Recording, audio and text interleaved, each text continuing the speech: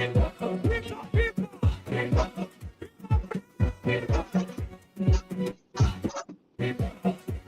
so that's it. We'll hold it there quickly and welcome in our guests, our panelists here on the show. I beg to differ. So those of you guys joining us, we'd like to say welcome to Top 105.3, your FM dial. The time is 7 minutes past 9 o'clock, and that's the correct time from what I'm seeing. The veteran, how you doing today? How you Uh, doing? Can you hear? Oh, how you doing? uh, Can you hear? Oh, sorry.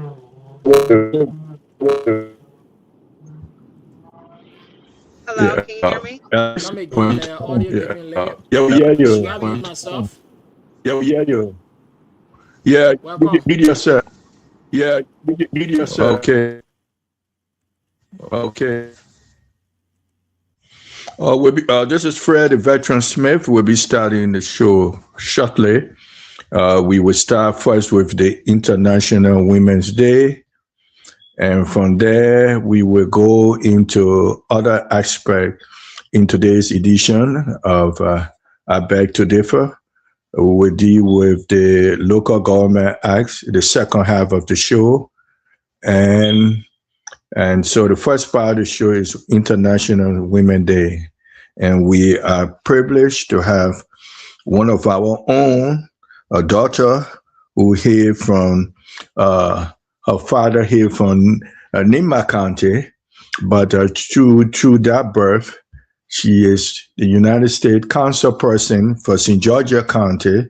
Walla Blige will be our special guest to hear the International Women's Day. And also we will be having our own Claudia Smith and Patient Krumah also talking about International Women's Day. So as soon as we begin the show, we have a recording, a 7-minute recording to focus on International Women's Day in Liberia. We'll touch that, but then we have the moderator. Let's introduce the moderator, Mr. Wright, and we move on from there. Welcome, Mr. Wright. Thank you so much, Veteran Smith. I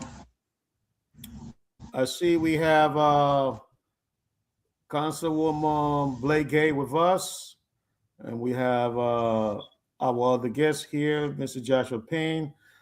Good evening to every one of you, and it is our utmost pleasure to having you guys with us here today on this post-International Women's Day.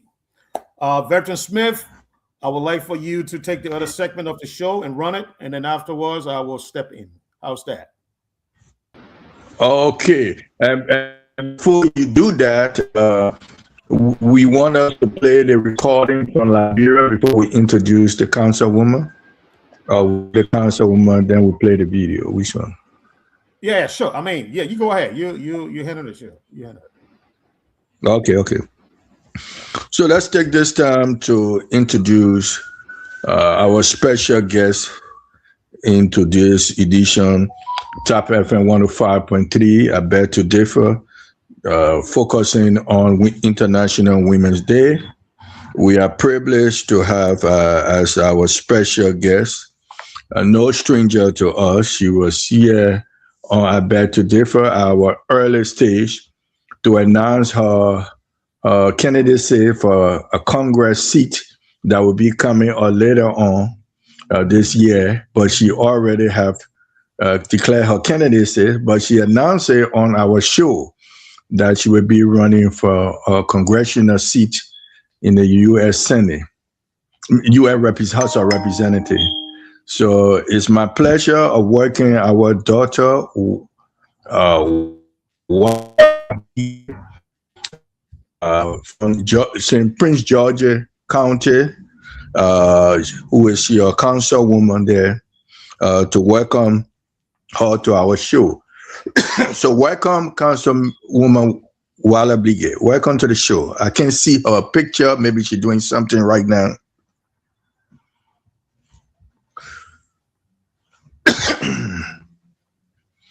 Councilwoman Walla Blake, maybe she's doing something. I can see her picture. So she comes on. I think this will be the best time Official. for the tape. Okay, so let's use the tape.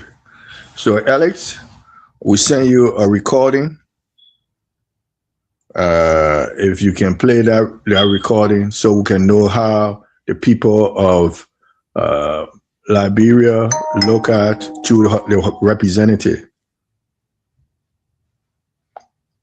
Representative Menza.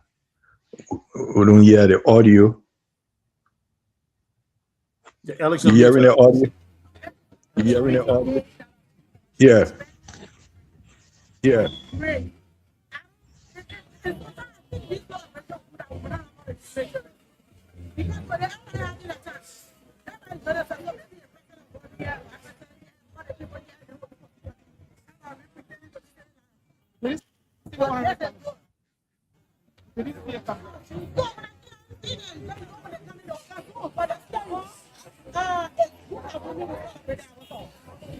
And that is what we talk about. So I'm excited and it's wonderful that we continue. When you go home today and you take a wife out of the share with the shop, get on the church after we need to keep our husband, you get there, but you can't give me a gift. Do that to your friend. Appreciate your girlfriend. Thank you for being there for me. Thank you. That's why you all men will do around here. So these beautiful women. What's the significance of celebrating this scene? So it gave you courage. It gave you confidence. It makes you to overcome the challenges. Because you know why? There are women from all walks of life. Disabled, widows, married, single, happy, sad. So when you celebrate ourselves, you see every one of us that you give us courage. Now what? We will stick with you. We will make it. We get to the stage. We want to get, and you know what the stage is? The stage is where we will get it. When men start to begging people to vote for them, as begging women to vote for women, then we are fighting to that stage. Just for a statement about the celebration, what can you propose to make it better?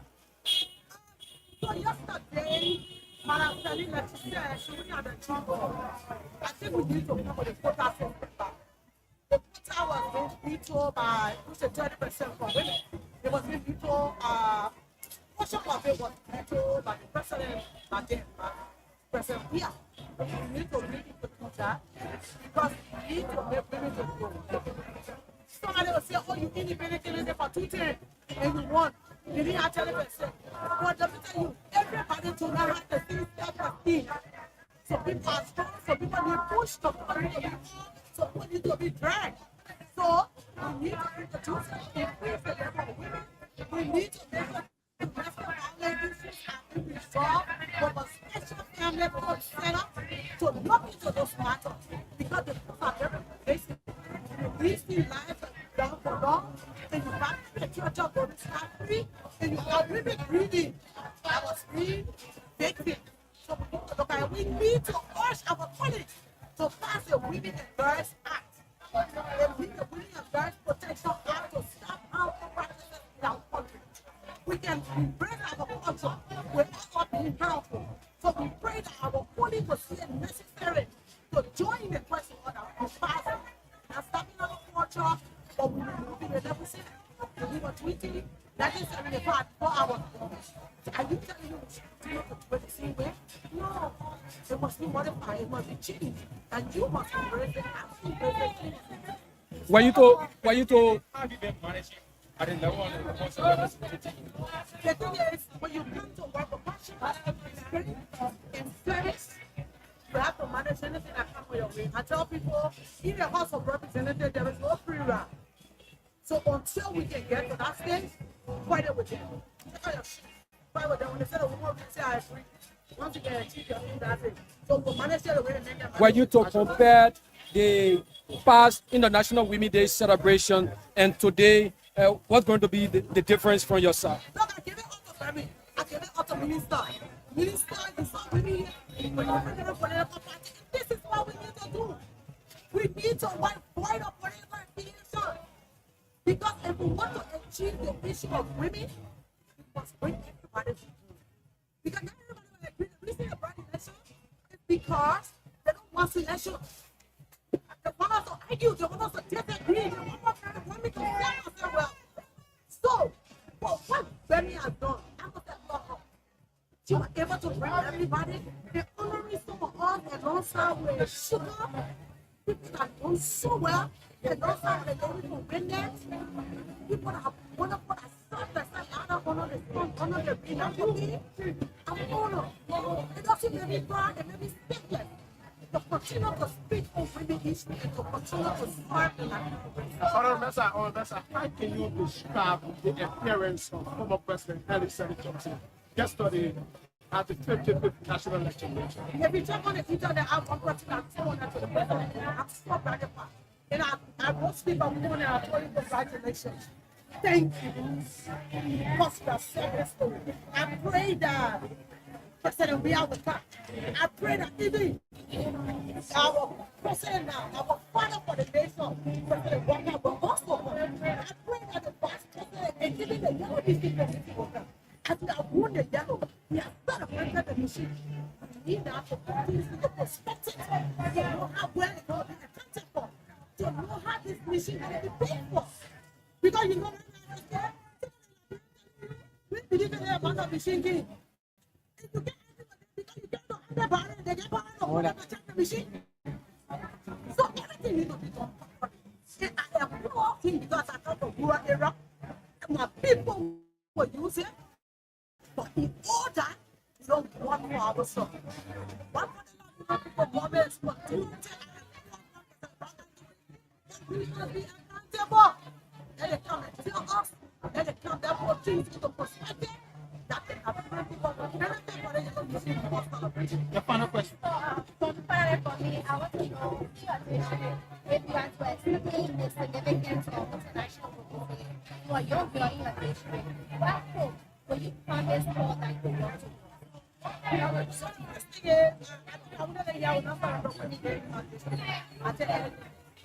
don't think it's for I work for a school like that. If a teacher asks you to speak on your speak up. In your community, call me and tell me that the significance of international movement. Speak for our rights. Explain what is happening. Do not shield the one because I'm your uncle or I'm my brother or I'm my sister or your son. Even the men are also molested. Because if we don't have confident men in the society, we're not going to have, we need to have good husbands. So it's not a cross. We celebrate ourselves today. We celebrate our freedom of speech. We celebrate us standing for the right thing. We celebrate our going beyond. Just like my sister, but going in the community and looking up to that woman that can afford. Thank you very much. Thank you so much.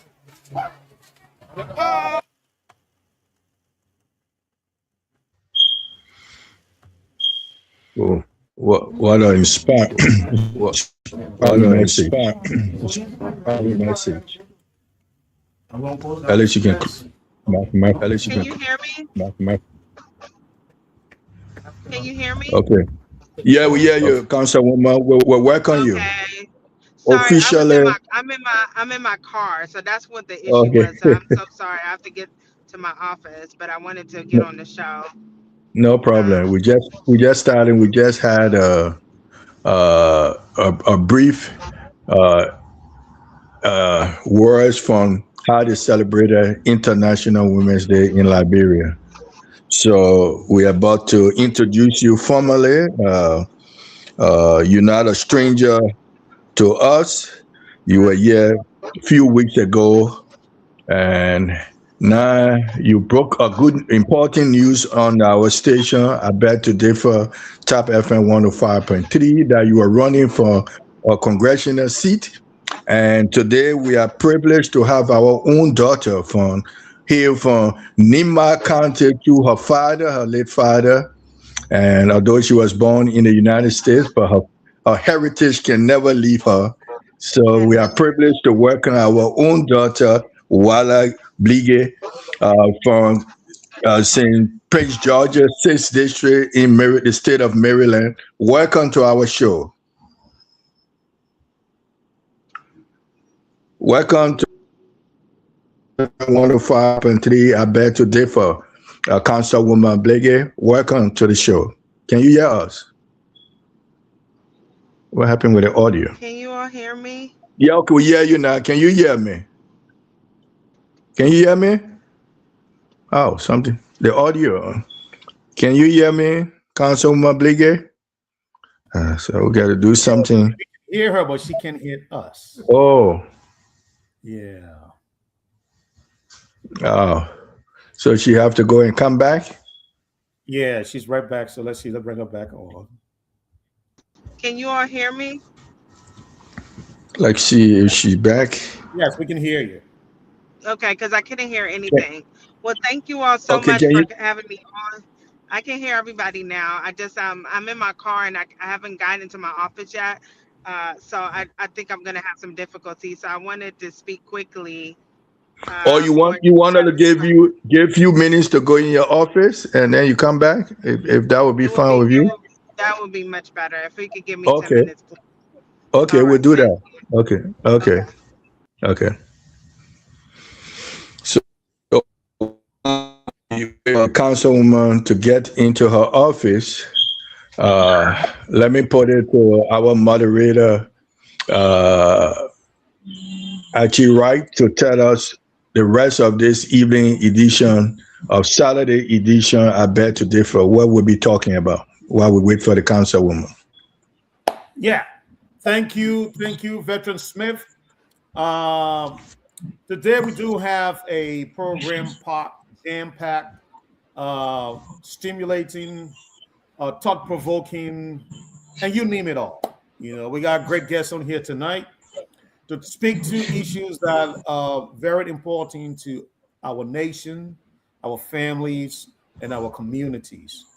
And we can't be any grateful to have all the beautiful guests here tonight. With us here tonight, we have Mr. Tuet Joshua Payne. He comes from the background of the local government in the county, Grand Judah to be specific. And we also have Mr. Richelieu, is that Burfree? I hope I'm pronouncing it right, Richelieu. Is that Burfree? Burfree, okay, great. Yeah, perfect. Okay, from the National Lottery. So, and we're going to be touching on all these things because these issues are very important to us. They are of national concern. And so, without further ado, I just want to say to the both of you, when we get the councilwoman back, we will have to transition because she is on a very short time.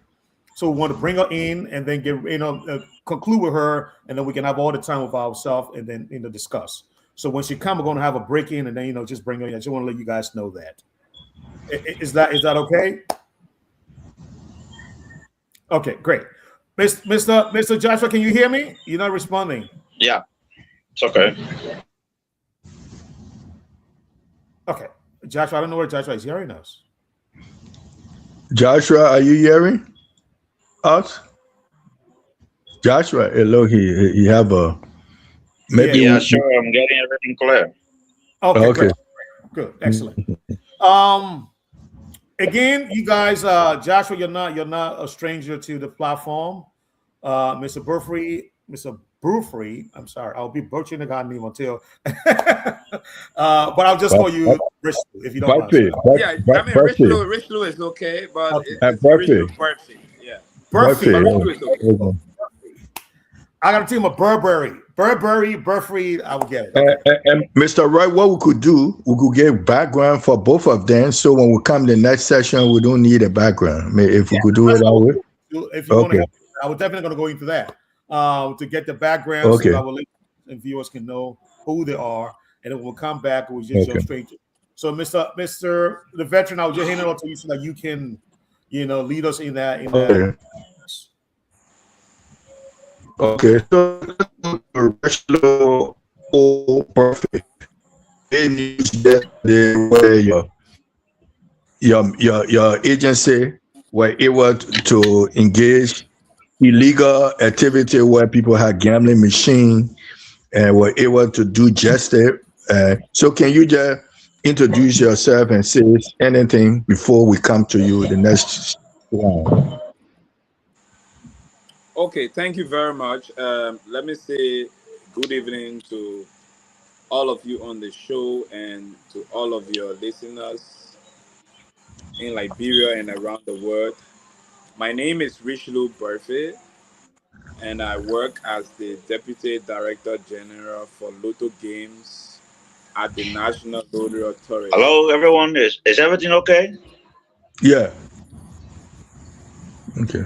You go ahead, Mr. Buffett. Okay, thank you. I work as the Everyone is mute. What's going on? Mr. Jerry, wait, when your time comes, we'll introduce you. So, Buffett, go ahead. Okay. So I work as the Deputy Director General for Lotto Games at the National Lottery Authority. And for those of you that are not very familiar with the workings and operations of the National Lottery, it is an institution of government that was established in the year 2014 to regulate the gaming sector in our country. And not just that, but also to provide assistance to the less fortunate, the underprivileged, the disabled community, and other marginalized people in Liberia.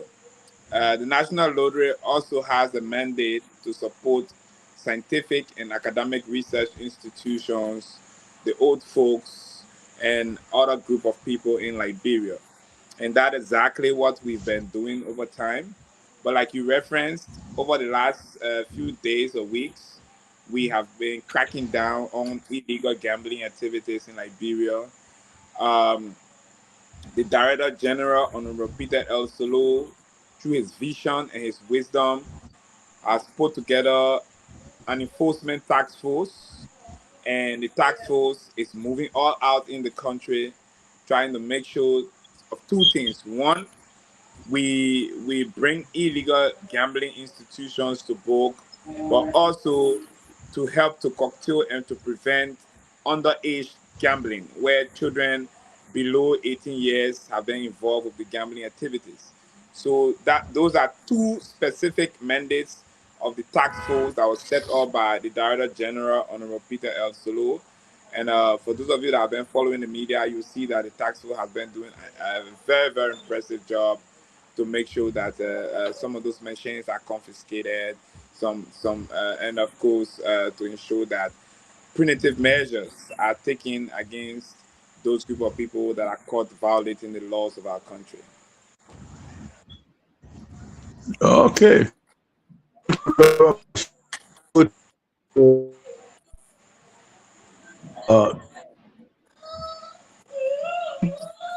to be a fly representative when the council, local council started, and to introduce himself, Mr. Payne.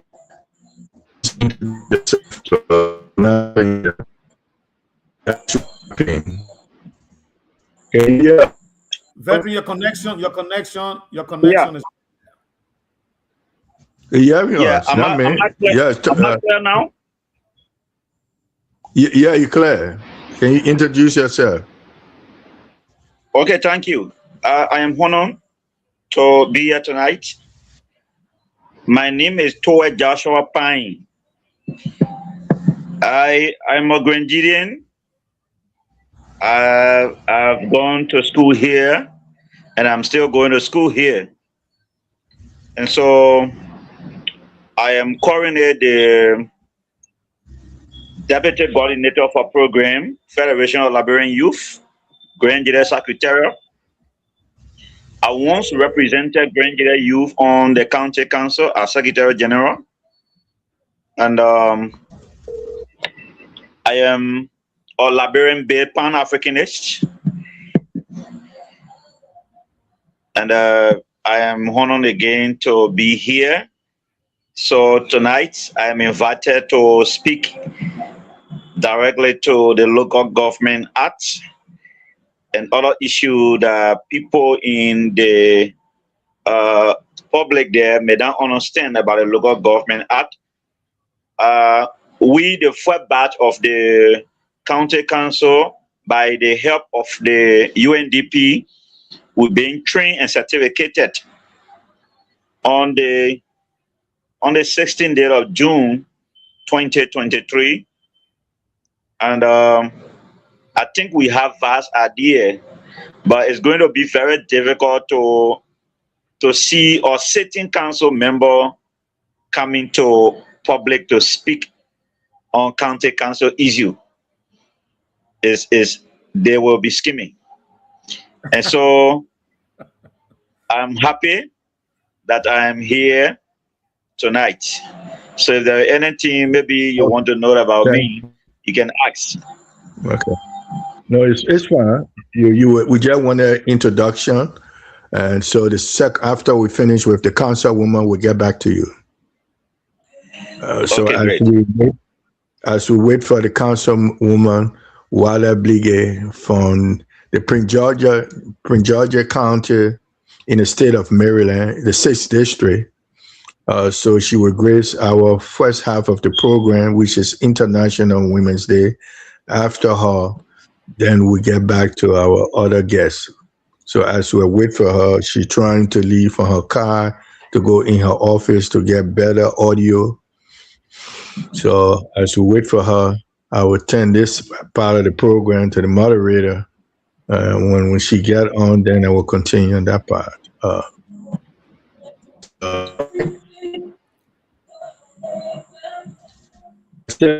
You want audio, the audio test.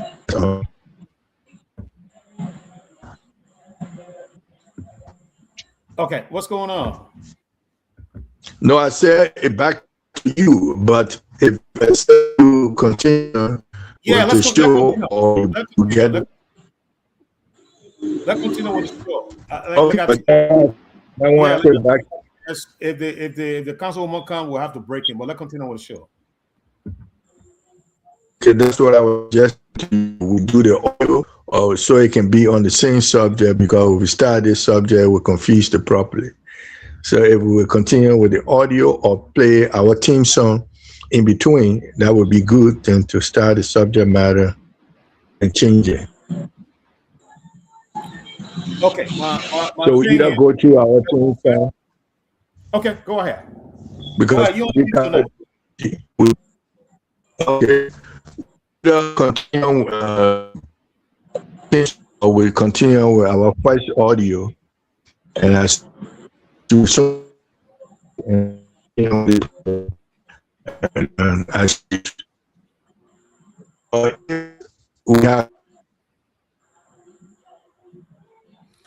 Yeah, that's what I'm saying, veteran. Your connection is bad. I'm glad you're going to come back in. Alex, are you there? Alex.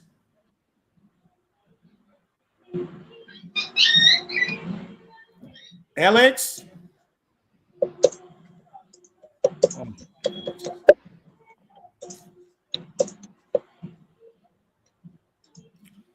Alex.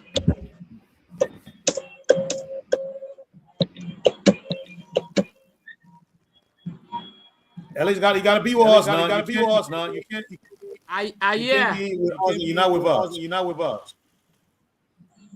All right. Let veterans back. If everyone's gonna run the show today, I know you want to do it. Veterans back to you.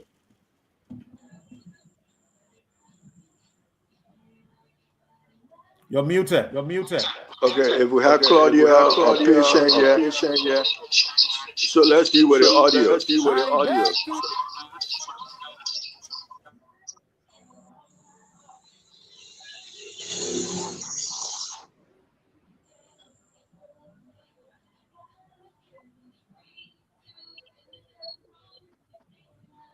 Alex?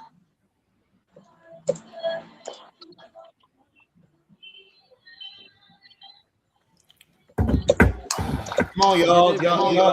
You're ready to get boring tonight. What's going on? Alex. I'm getting you.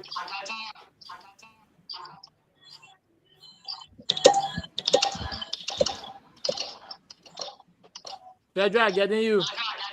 Okay, play either one. The theme song or the one.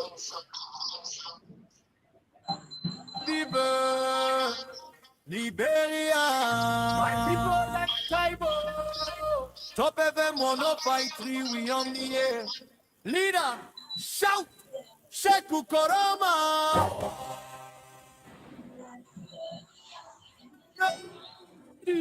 Archie right. Alex Rock, producer correct. On tonight, we back to this day. I beg to differ, my people. If it's not correct, talk, I'm so. From 9 o'clock till 12 midnight, we sitting here, we ready to fight. No palava, no fear inside. Truth must talk, we not go hide. Come, Mr. Kotubo, bring them sense. Ready veterans, with nonsense. I was right, up them clear, clear. I need to be guys with the make it think clear. Obviously, come woman here. You know, she goes there. Leader G, how this side, want me county, we there like. People, you ready. Ambassador, steady. Rock push to down, come market to ya. If the matter strong, we ain't pick. If the matter strong, we go talk. If they hide and strong, we go bring up. If you make small, pull yourself speak. I go big guy.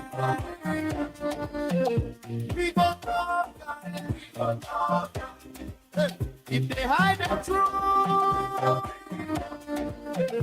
we go put yourself asleep. 9 p.m. to 12 midnight, the problem time, no sleeping business.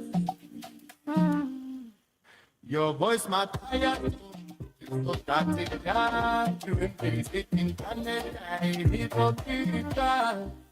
I beg to differ, my people, if it's not correct, we got to come slow. From 9 o'clock till 12 midnight, we sitting here, we ready to fight. No palava, no fear inside. No must talk, we not go hide. One Mr. Johnson, bring the sense. Ready, veterans, with the nonsense. I was right to talk and clear. Underneath of the guys, we make it think clear. Just live. Oh, Maria, if you run, she go say, Leader King, how this time, only county, we let lie. In back, we are ready. Ambassador, then he said, don't put to down from up to yard. Give me back that from we think hard. The thing not straight, we go talk. Leader, we go bring up. If you went small, pull yourself up straight. If they hide it, we go Okay.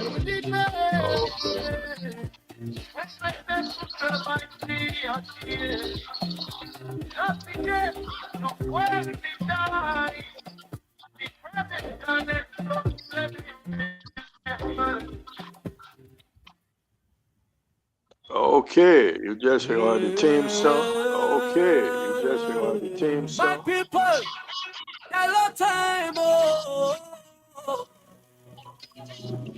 Top FM 105, 3 we on the air. Leader shout, Sheku Koroma.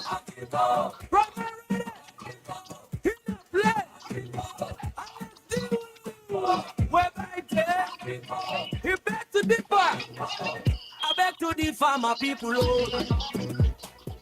If you're not correct, we go talk and so. Okay. From 9 o'clock to 12 midnight, we sitting here, we ready to fight. No palava, no fear inside. No talk, we not go high. Call Mr. George Nubo, bring that stand. Ready, better and spitting, no nonsense. Amos right, talk and paper. Money don't get see the thing fair. Big strong woman, yeah. You know she go say ah. See how decide. For me country with him my people you already. Grand mass steady, steady. Rock push to down from market to that. It don't matter strong we hit it hard.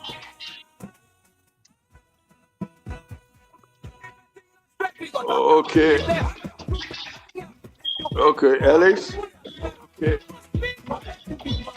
Okay, Alex. You can stop. Thank you very much. Thank you very much of the team song. Thank you very much of the team song. Call the audio. Call the audio. Call the microphone. Call the microphone. Call the microphone. Okay. Thanks for the team song. We've been waiting for our guest and it's not yet, so we'll just continue with the show. And when she comes in, then we'll just move on. So first of all, let me turn it over to the moderator, and we'll start with local government first. Okay. Mr. Smith, continue. Okay. So let's start with the show, and we have Mr. Joshua Pan, who served with FLY, the youth of Liberia, and he very instrumental in the early stage of the county, the local county seat, the council, local council, a local government council for a county council in Grand GEDEH. And so, welcome to the show. You have already introduced himself, but briefly introduce yourself to the audience. Thank you, Fred, veteran Smith. Thank you. Am I clear? Yeah, very clear, loud. Okay, great. So I'm trying to work on the audio, but it's fine now. All right, so like I said previously, I am Toa Joshua Pine. I'm a Grenadian. I've gone to school here, graduated from Zwaju Multilateral High School, 2013-2014, with a high school diploma. And I also graduated from the Zwaju Multilateral Vocational School in the Business Management Department, with also a diploma.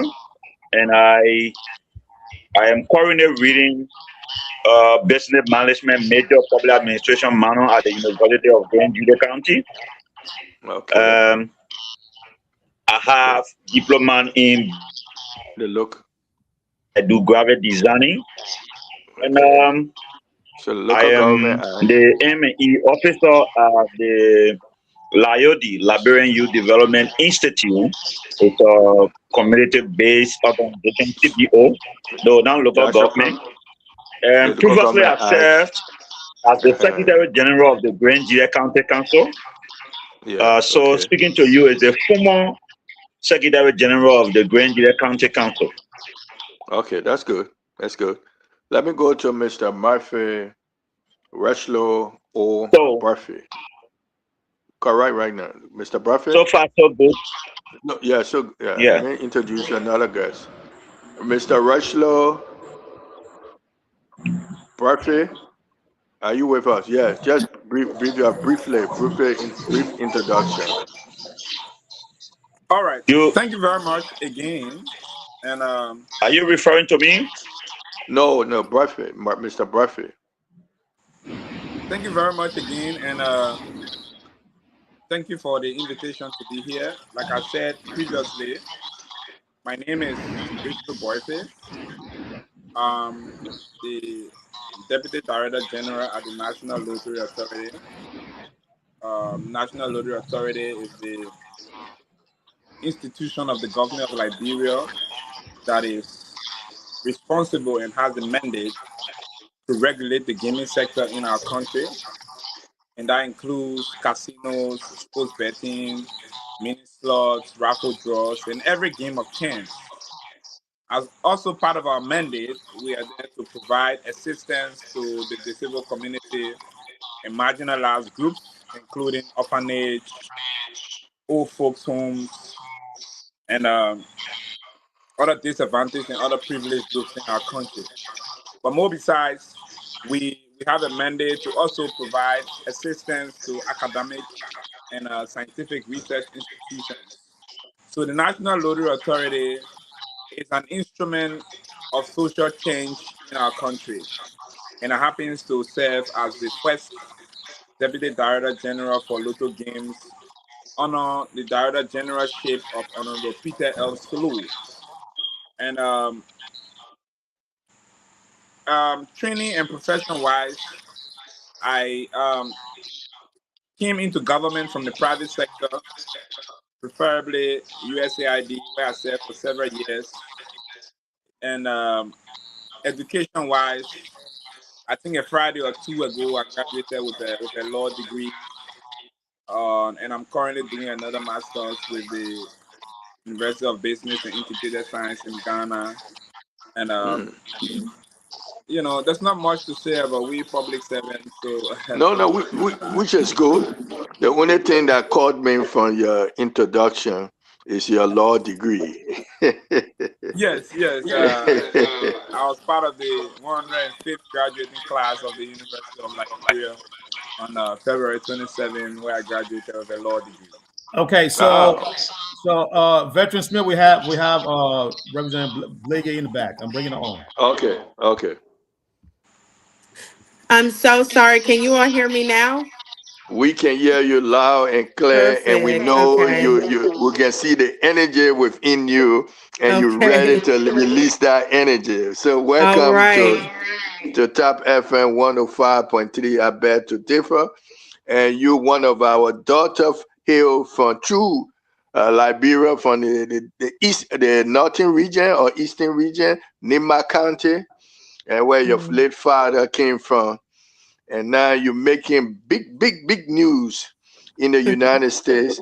Not Thank only you. councilman for the District 6 for St. George, Prince George's Prince County. George, County 6 District, but also you made another big news. You're not certified. Women not certified. As we celebrate International Women Day, let you break the news again. I bet to differ. Where are you trying to aspire, Councilman Well, Nima? as I told Wale? you, I announced to you all I'm running for Congress. I'm running because we need a voice, a strong voice. Maybe from Liberia you all can't see, but here people are really struggling. People don't see America as a place of struggle, but it is hard right now. We've been hit with federal workforce layoffs under the Trump administration. They've laid so many of our people off. Many of our Liberian people have been laid off here who have worked in the federal government, and it's not fair. They actually said they brought in Elon Musk, brought in Doge to try to tell people that this was a way to save money. But what it did, it didn't save any money. And in fact, we're spending more money now than we were before. And now we're involved with with the war on Iran, which is not our war. And we're at a time where people are spending, there's inflation here. Groceries are considerably high. Electricity bills are very high, and you all don't have to deal in Liberia. You don't have to deal with the cold the way people have to deal with here. You need heat, and a lot of people are they're not used to living in darkness or without electricity at all here. We almost never have a moment where people don't have light. So this wouldn't be an adjustment. Like many people have safety, even like healthcare equipment at their homes that they heavily rely on electricity for life. So we really the way things are, it could be a detrimental to our society fully. And the only way that we can overcome it is by having our enough support. And that's critical here, and that's why I'm running, because we need to fight back, and we need a voice that will state the difference. So um people listening to you maybe for the first time, a daughter of Liberian from Nima County. Take her through your journey. I know it haven't been easy as a woman, and now you say you're fighting for a congressional seat.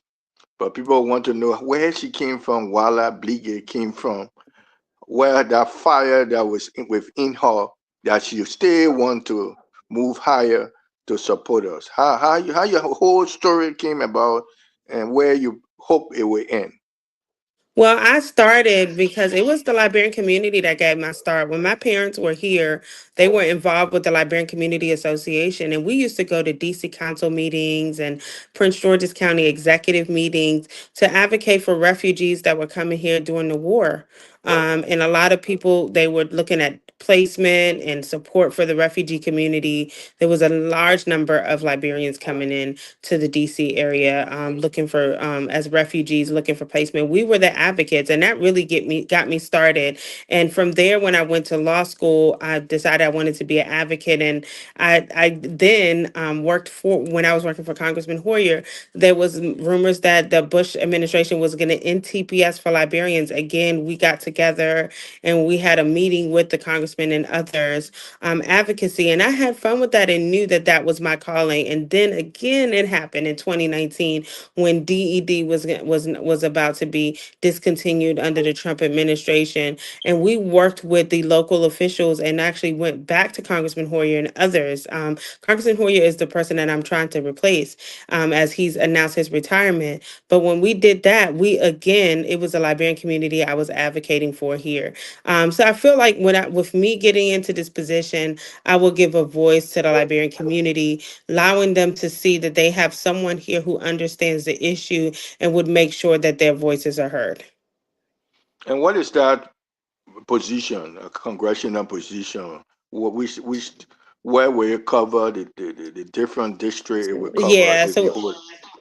it's 5 different counties: Prince George's, Charles, St. Mary's, Calvert, and Anne Arundel counties. So those are all the counties. We have a large population of Africans here. So I definitely have, there is a support base there. But also, we have a when Congressman Hoyer first got in office, it was a white rural district. And now it is a majority African American district, majority African woman district. So it was really amazing to begin to see build the support in the community. So is congressional district what? I just want to make sure. Five. So, oh, District 5. Maryland Congressional District 5. Yes. Oh, I see. And Mhm. I learned you already have you made the announcement on our show, I bet to differ. And Yes. then you Yes. also did it later on. Tell how was that day? Who It was came? And the beautiful. more.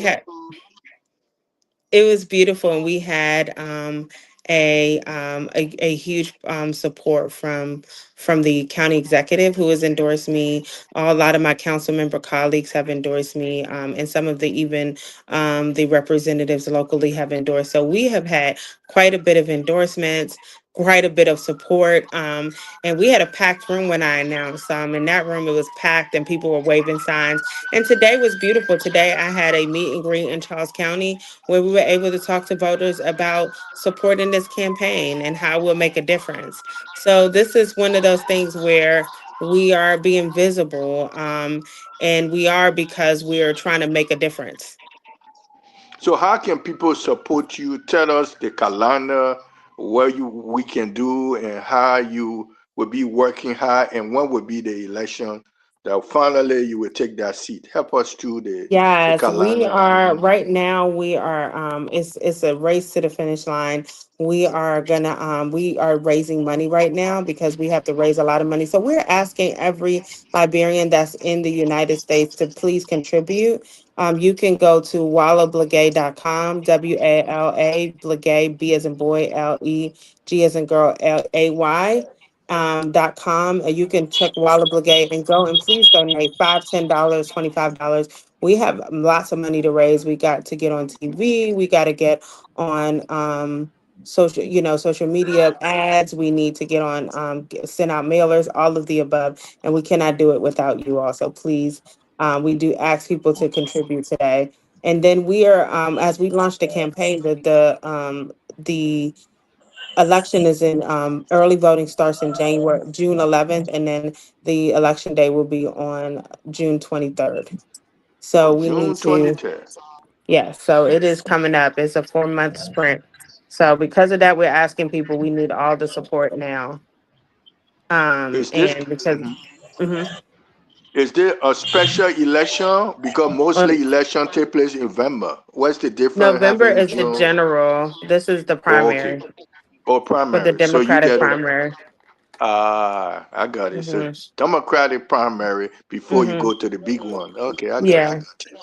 So what's your message for international? I know you heard the recording, the frustration of Liberian women, the one setting, I think the United Nations said 33% of the should be women, and we haven't reached that quota yet in Liberia, and other struggle that you see in America.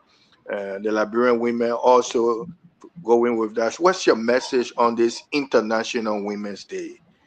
No, the So message The is really RPE. that you need more women in Congress that will push for to make sure that the United States stays vigilant in protecting women all over the world and pushes the UN, making sure that they hold each the countries and international groups being a voice accountable for women's issues. We can be a support for that. We can be a voice for that. We've been a leader on a lot of issues, including making sure that we protect women, and we could do that in the congressional level. I couldn't do that at the council level, but the congressional level is where I could truly make the difference. So, if you are speaking directly to women in Liberia, you haven't visited Liberia, but you just heard about the struggle. What will you Now I've tell been to them? Liberia.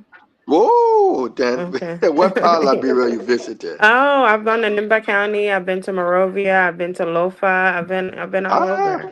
Yeah. whoa, that's great. So Yeah. you're not stranger to Liberia. Mm-mm, no, we've So what? even helped. We've even gone and helped orphans in Liberia. We've even gone and provided healthcare equipment in Lofa County. We were going to do a project in Nimba County, so we were going to do different projects to really help and support the country there. I will say that we want to make sure women have a voice there. That we're looking at a country that had one of the first African countries to have a woman president. They have a woman president even before the United States, who claims to be more, we claim to be more progressive on these issues, but yet and still Liberia did it first. So we should make sure that we push that internationally, that women should have a voice. Women should be able to have a voice. I mean, a lot of places, when it comes to abusive women, they don't have a voice. You know, when it comes to domestic violence, they say that is maybe a home domestic issue. And we want to make sure people understand that women should have a voice at all costs. They are our child bearers. They are leaders too. So they do so much, and we want people to understand that. Mr. Wright, any question for our special guest? I know you also claim to be champion for women. So what's the question to Miss Councilwoman Blige that you would like on this International Day? What question you would like to put to her?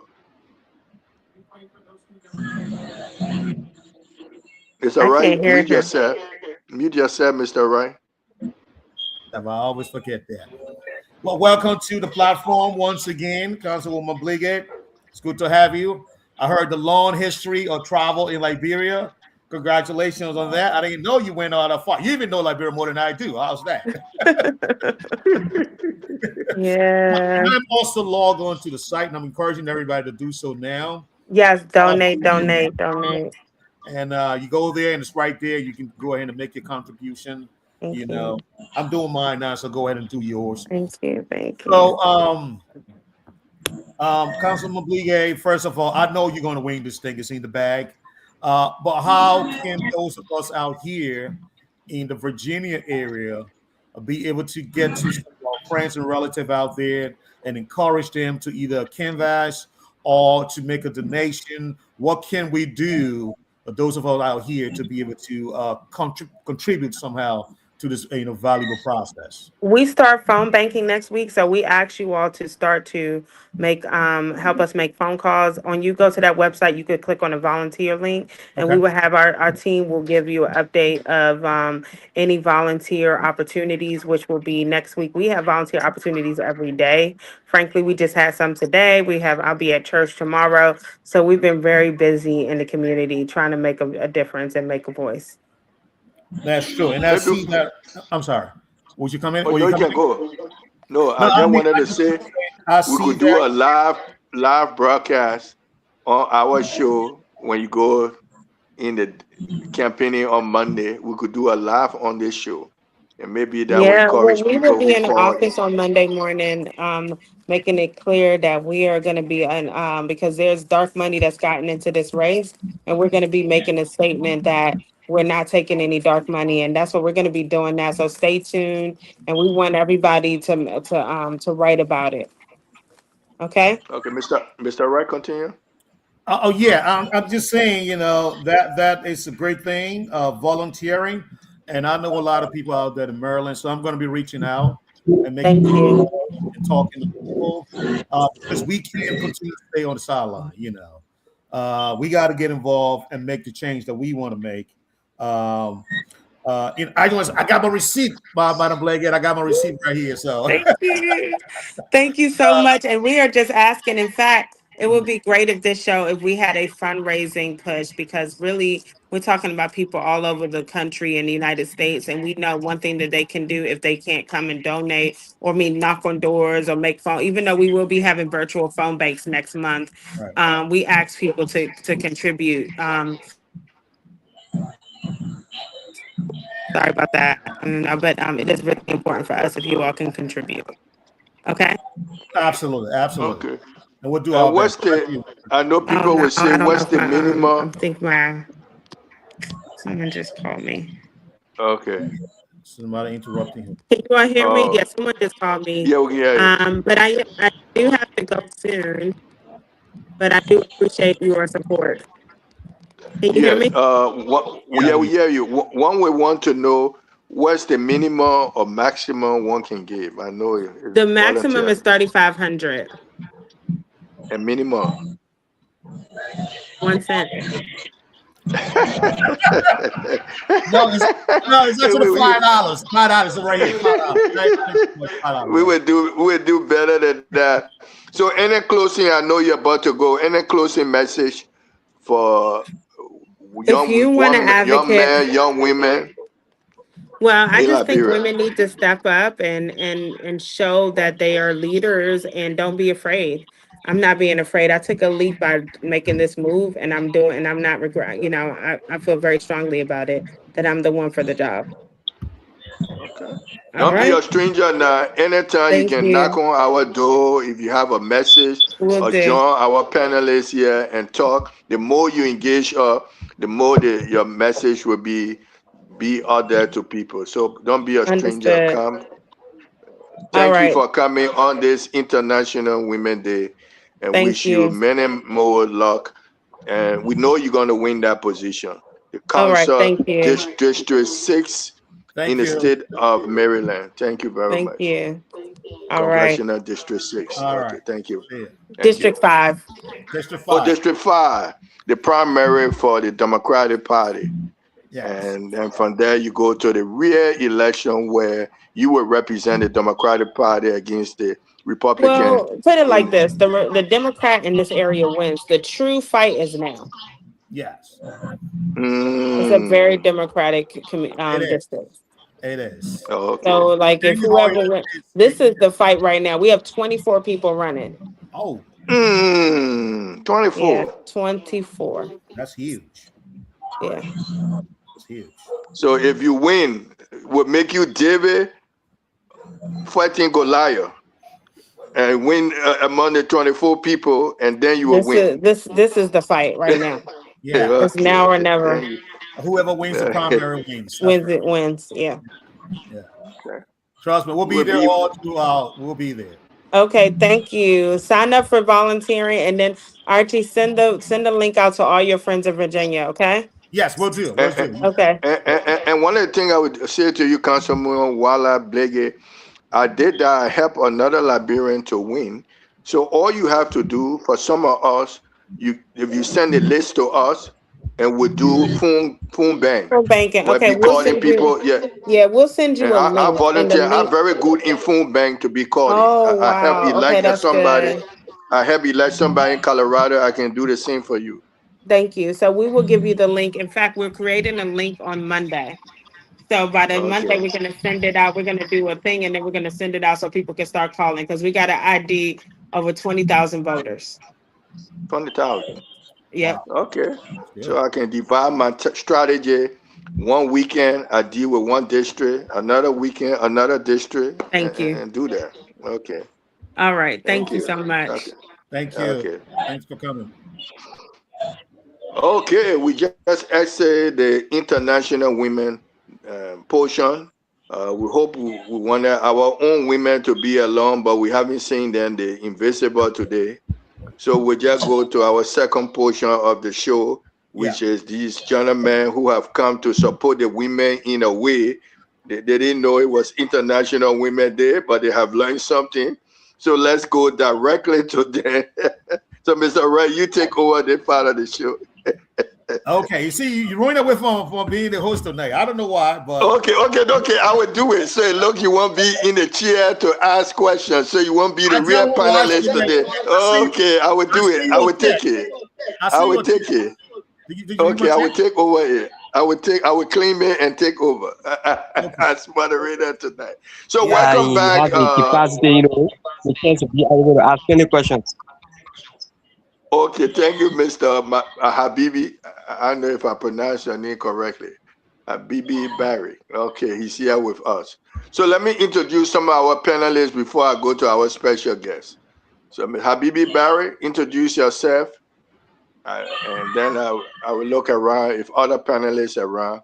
Mr. Wright will be panelist today. I'm the Yeah. moderator. Yeah. Okay. So, Habibi Barry, introduce yourself to our special guest. I think the name I need to call you so that you can be able to know it good. So good evening, everyone, and it's good to be here again. I would not call Yeah. the So Barry this is name. So Habibu Barry, Habibu. Okay, and Habibu. I'm Okay. grateful. Yeah, I'm grateful once again to be here, like always, and seeing the kind of men that we have here. I know the show is going to be one of the toppiest. So I look forward to an interesting conversation, especially seeing my own man to Joshua Pine. I know we'll dive into the local government a lot today. And guess what? Your other friend not here today, so you should be happy. Mr. Nemo not here. Yeah, Mr. Numo. Yeah, he not here. Mr. So. Nuno soon be here. He just called me. So let's go into the Yeah. show. Let's welcome back, Mr. Reshlo Buffy. We already have Mr. Tuan. What is it? The letter so small. Joshua Pond. Tuan Joshua Pond and Mr. Reshlo Buffy. We're gonna do all two together. So, we got two together. So we ask one question to you, one question. So I don't know how we do it, but I think we'll do it that way. So let's start with the urgent one, the one with our young people. Our young people now taking over gambling. I think that's good to start the show with what's going on at your lottery game. You're responsible to make sure that young people don't get involved in gambling. My first question to you before we go around, how we got here? And is that surprise to you where gambling is all over Bon County, other county? Did that get to you? Did that happen by surprise or shock to you? All right. Mr. Murphy? Thank you very much for the question. And I think a lot has been going on in the gaming sector. From the very day that I was appointed and announced into this government, I started to receive calls from almost all over the country about this gambling thing, especially with the involvement of children under 18 years in the gaming sector. So I think that this is not a new thing. I think it has been around for some time. My only thing is that apparently in time past, as a nation and as a people, we probably did not notice what was happening on our very feet. But when we took over the National Lottery Authority um, with the under the Director Generalship of Honorable Peter L. Sulu, there are a lot of reforms that are taking place, and some of these reforms are unearthing some of these illegal gambling activities. So you notice that task forces are being formed here and there, regulatory measures are being enforced, compliance measures are being mandated, and the whole objective, the ultimate aim, is to transform the gaming sector and to promote responsible gaming on one end, but also to ensure players' protection and operators to create the enabling environment for the operators to be able to profit from their trade. So what happened yesterday? Yeah, there was a big news where your GEDEH machine, where the machine came from, and your action yesterday, does it demonstrate that you're ready for the tax? Indeed, indeed. I think we're ready, we're prepared. Over the last 2 or 3 weeks, since the Director General Honorable Peter Solo instituted the task force and authorized the mandate to move out into the communities to arrest unauthorized gaming machines and other stuff, we have confiscated a lot of those machines. And yesterday's action was to let the public know that this National Lottery Authority means business. To let the public know that this National Lottery Authority is an instrument of social change. It's not just a regulatory body, but we are here to ensure that the society is intact. And so all those illegal machines that we're arresting, we're not just arresting the machines and burning those ones that you saw us burning, but we are also instituting other punitive measures as per the law and our regulations. And some of those measures will include suspension of licenses, it will include revocation of licenses, it will include fines, and several other measures that the law provides that we can institute. Okay. Let me go to my two questions to Mr. Tuan, Joshua Pan, and then the other panelists will ask each of you a question. So my first two questions, Joshua Pan. The Local Government Act should help to decentralize the government to the people in the different counties. Can you tell us what you have seen so far working or what is not working and why is it not working? That's my first question to you. Are you to ask your two questions together or are you No, answer one first, one at a time. Okay, thank you. Yes, it is true that local government act was established 2018 so that the government can be decentralized. So the point of what is working, what the very first thing the act we're talking about is how to establish the county council. And by the grace of God, across the 15 subdivision, political division of Liberia, county council have been established. And therefore, that portion of the local government act is achieved. That has worked. Now, while it's not working, every single county should be able to have another subdivision of the council. Like for example, we have the district council. The district council will comprise of the the township commissioner, the district commissioner, the paramount chief, the town chief, the general town chief, the clan chief, all of those people put together and they make up the district council. That has not been established across the country.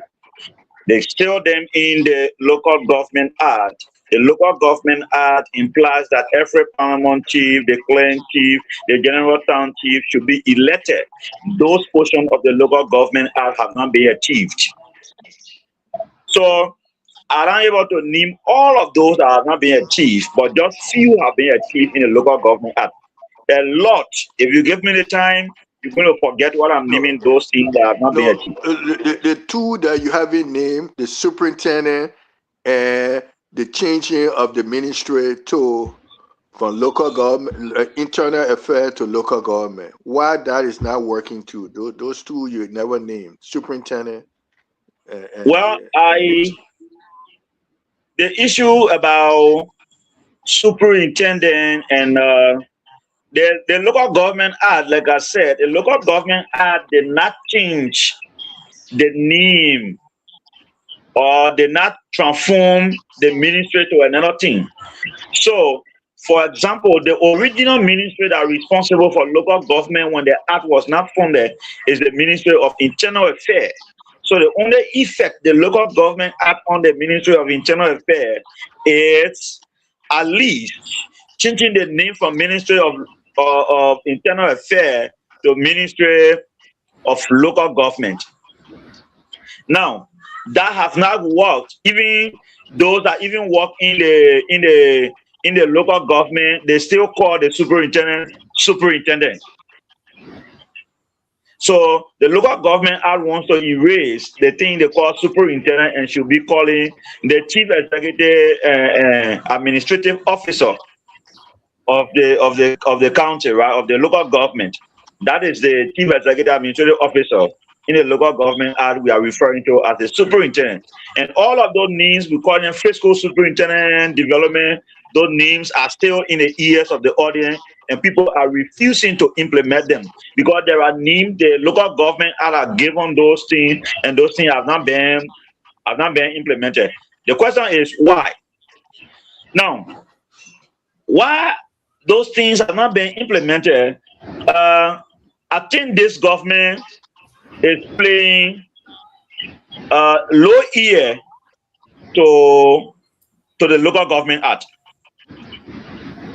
Definitely, it's playing low ears to the local government act, and the reason is best known to the government.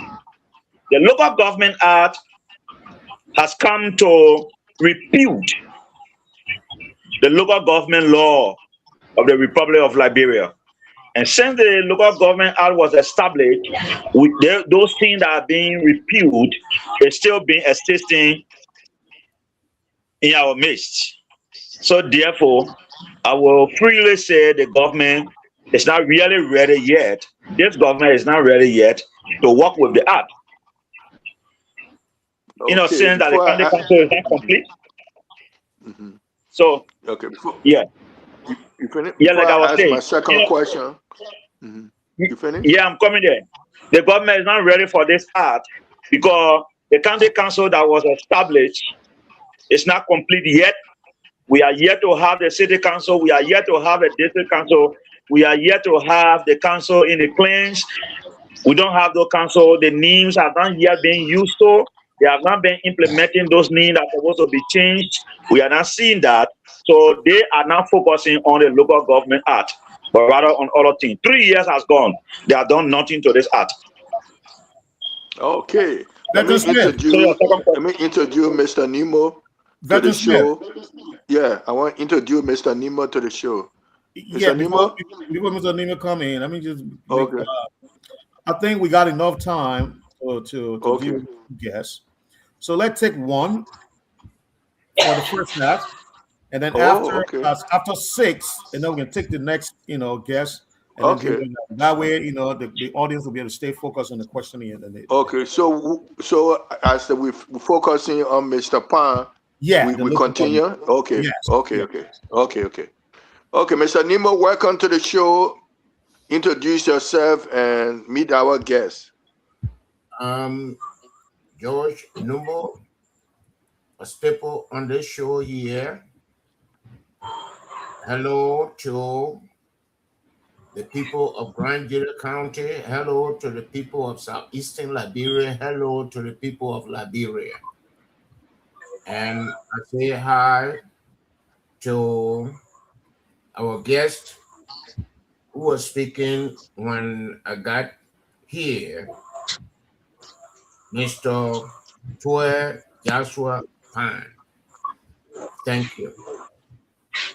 Okay. And we also have Mr. Richlow O. Buffy will be our second guest, and he will come back after maybe 10 o'clock, 10 p.m. It's after 6 p.m. our time and 10 p.m. Liberia's time.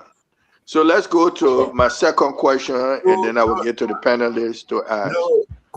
My second question would be to you, Mr. Pan. Mr. Smith. Yeah.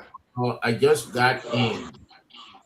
Could you brief me who or Mr. Pan? Okay, that's what I did. Our guest, we have a guest from a former leader of the Federation of Liberian Flag, Tue Joshua Pan. He helping us to understand the local government acts. So he will be dealing with him for this section. And then our second section, we have Mr. Richlow O. Buffy, who will be helping us to deal with the gambling situation among our young people. And he's the head for the game section of the lottery of Liberia, who deals with gambling. And so he will help us in our second half to deal with that subject, how it got to the young people. Gambling is. Let me ask one question. Are the video clubs under Mr. Buffett? No, I don't think so. Okay. I will ask him when he comes. We can make that question when he comes. Yeah, he's not yet. So we're dealing with Mr. Pan right now, the local government. Mr. Nubo, welcome. Mr. Habibu Barry. Yes, sir. Welcome. I'm here. And Alex, my CEO. I'm here. Thank you. But Mr. The one that you missed, we missed the councilwoman, which you would have supported. ARCHIE, right? Oh, my sister Claudia. Well, no, I'm talking about that. I'm talking about the councilwoman Wala Blige, who you didn't have question to ask. Officially, she will be running for the Congressional District 6 in Maryland County, District 5 in Maryland County. She was here, but you missed that. No, we don't have District 5 in Maryland County. I say your county, no, Maryland State. Maryland State. Maryland State. Now your county. Yes. But she was here on our show, and you said you would support her. Mr. Wright redeem you today. He had already given a contribution. So you find out from Mr. Wright how you can get your contributions. You need all our support. The only person Kennedy has contributed to financially, even though my wife called her or my girlfriend, that's Elizabeth Warren. That's another show. Another discussion for another night. Another night. So, let me go right to him. My last question, and then I've turned it over to the panelists to ask 2 questions each. Mr. Pan Joshua. I mean, just say Joshua. I like that Joshua name. I mean, that somebody. You're a Bible person. You like all those biblical names. Mr. Pan. So Joshua. The man's name is not Mr. Joshua. His name is Mr. Pan. Thank you. Okay, Mr. Pan. Okay, Mr. Pan. Okay. My last question, not the last question, but my second question. No, the man can't run away because I call him Joshua. His name is gone because you call him Mr. Joshua. He feel like Why? he feel what It's this a was. heavy fire.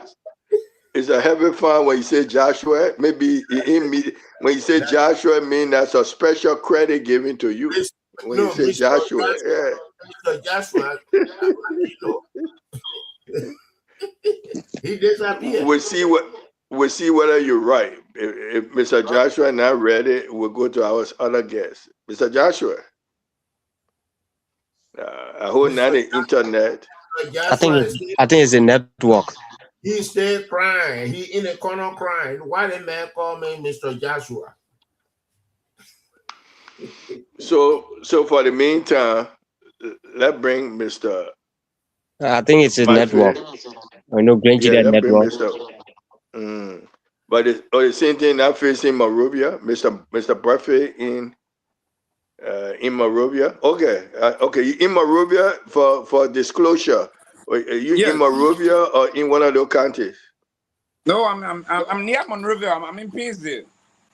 Oh, so your internet all in Painesville look much better. You're very sharp and the energy, everything seems to be fine in Painesville. Yeah, we're in Painesville. And you have a good mayor in Painesville. Am I right?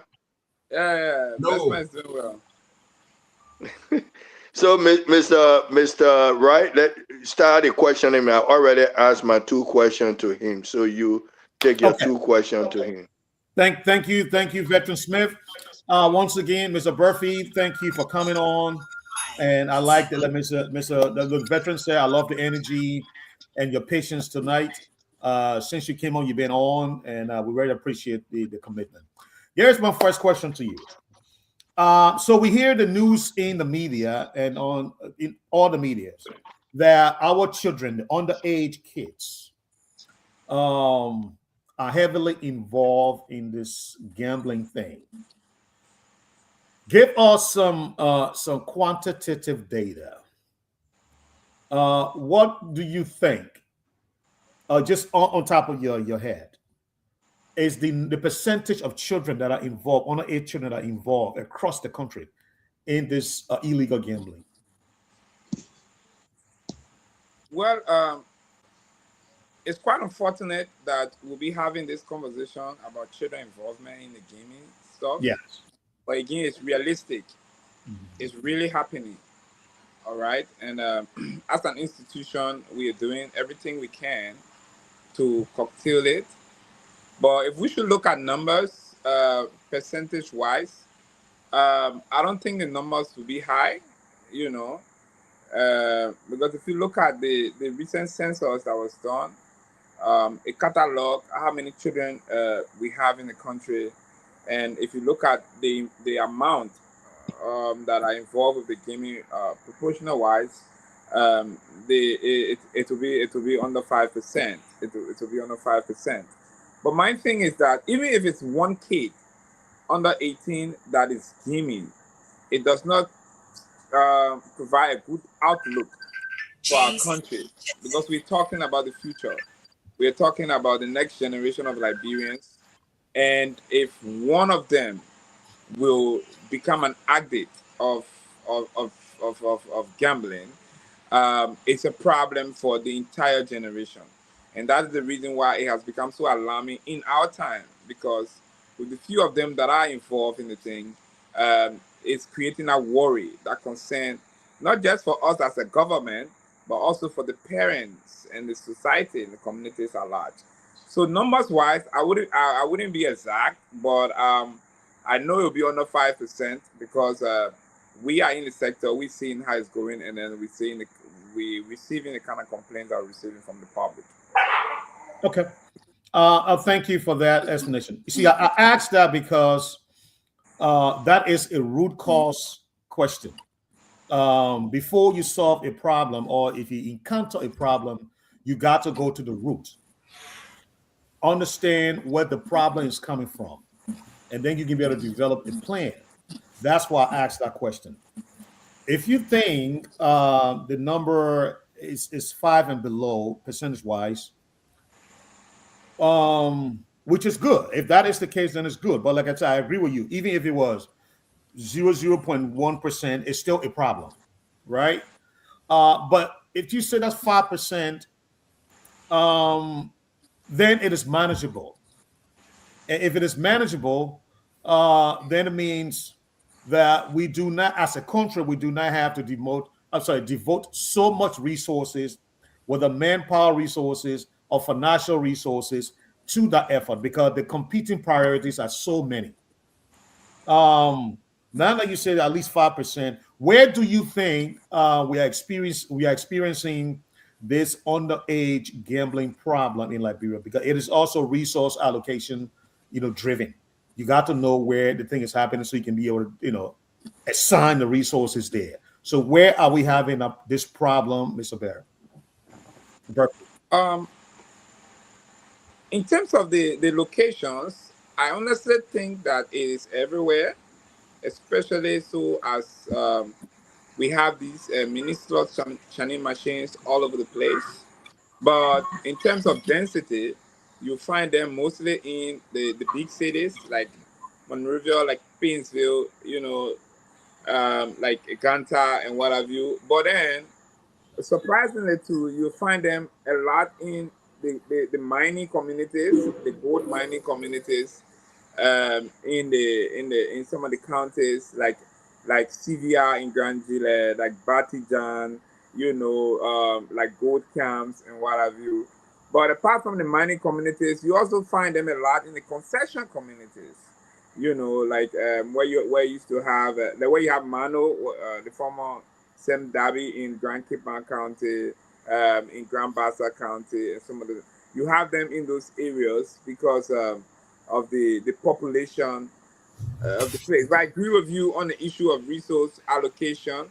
But in my opinion, I think no matter how small the number is, we need to prevent it as much as possible because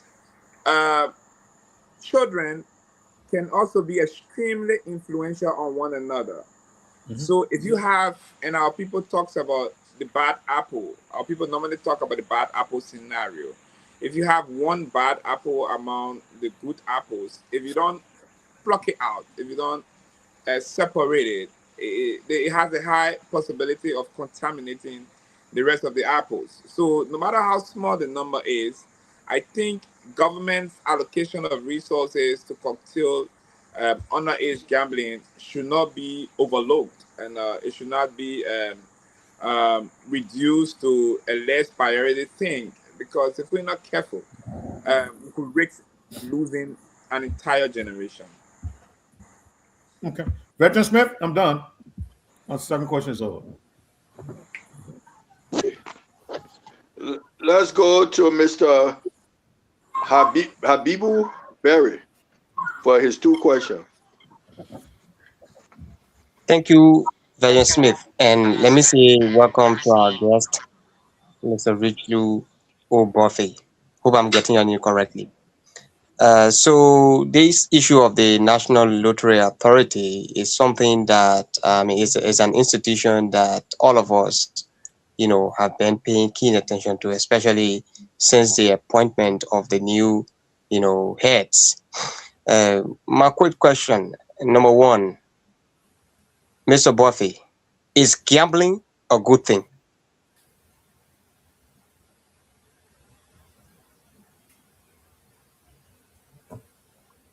Are you there?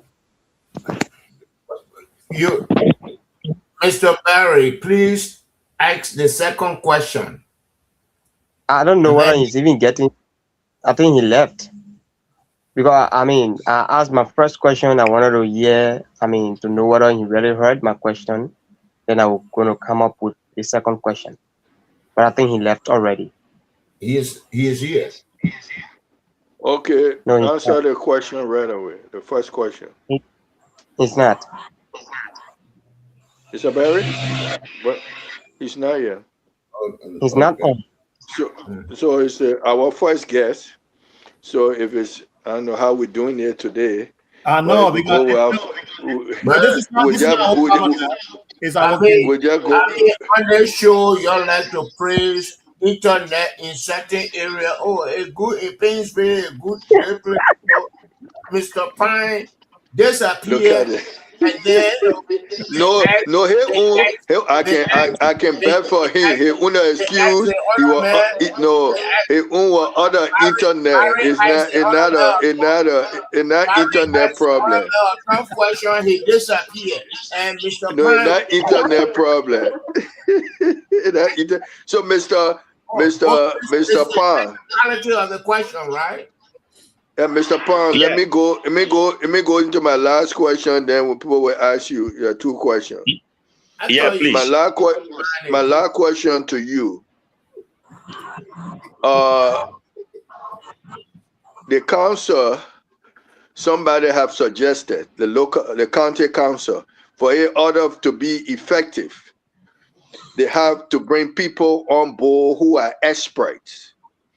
So somebody can be expert in banking, expert in other areas. Those are the people they want to bring on the county council, but they don't know whether they will have to go to election or they will have to find some kind of way to how to bring the expert who are retired, but it's a suggestion, people who are retired.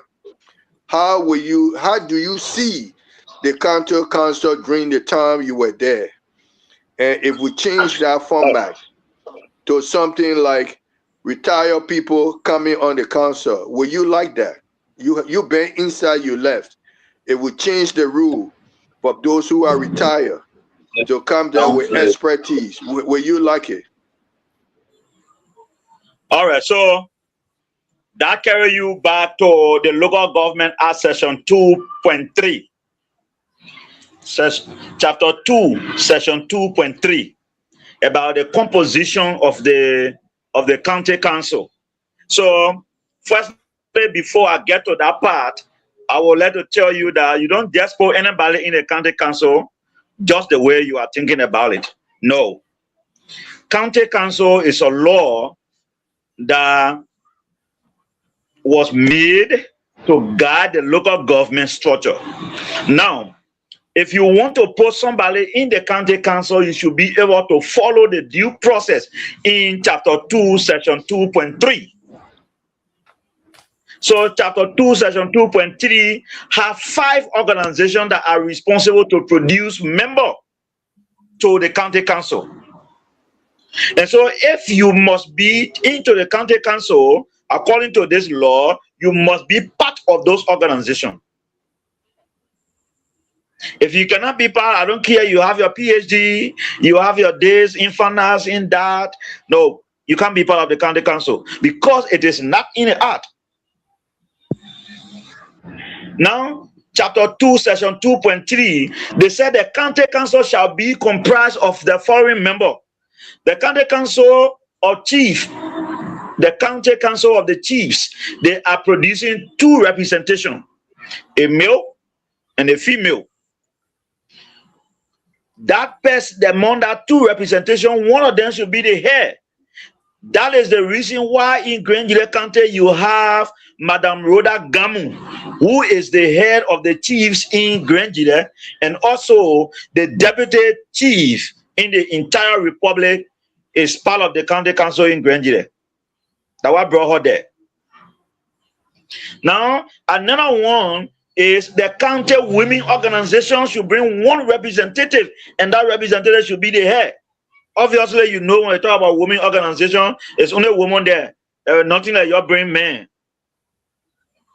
So, if that person you're talking about, the person who are qualified, who have expertise, want to come from a women background, you should be able to have your expertise, and you must be a member of that organization, because it is the organization that will elect you into the county council. The 2 organizations are named. The third one, the county youth organization, 2 persons, one of whom should be the head. So that is the reason why you are seeing Marco Jalayu on the county council. And you went there with the vice president because the vice president is a lady. That's why they are there. 3 organizations have need. Then you come to the organization of people living with disability, 1 person. Whether that woman, whether that man, one person. So if you want somebody with expertise, and that person should be coming from the background of the people living with disability, go to the people with disability with your expertise. Be part of them. If you cannot be part of them, I'm sorry, the law did not permit you to be part of the county council. Then the last person is the county organization of civil society. 2 persons. The first person should be the leader and a female. And that is the reason why you have Atida Eka on the Grand GEDEH County Council, why you have Madam Choma Cry Williams on the county council, because they both are from the Grand GEDEH County Civil Society organization. So if anybody is suggesting that people should go to county council with expertise, those people should go to those 5 institutions and be member of them. That's what the law says. Whatever I'm saying, just read the Local Government Act, Chapter 2, Section 2.3. It's just there. Now, So I think your question is answered. no, you answer it, but retirement, can they still be retired people and participate in the election? That's the part you didn't answer. Yeah, no part of the Local Government Act talk about retirement. Whether you retire, you don't retire. I think even those that are members of the county council now, they are even more than people that are retired, because we have somebody with almost 80 years on the council. We have somebody with 85 years, Omen Samuel Zulu. If I'm not mistaken, he's about 85 or to 79 years old. So when you talk about retirement, there is nothing, no law about that in the entire Local Government Act.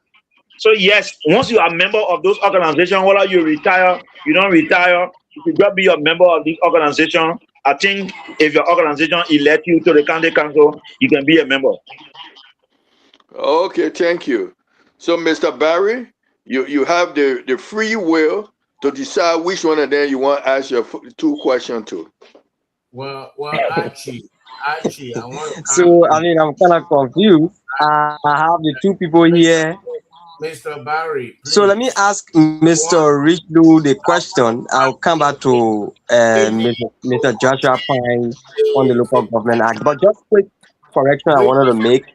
We need to the Council of Chiefs and Elders, as per the Act, should have about 3 persons to represent them on the county council. So that's just something that I thought to bring in. Mr. Richlu, my question I asked before you left was, is gambling a good thing?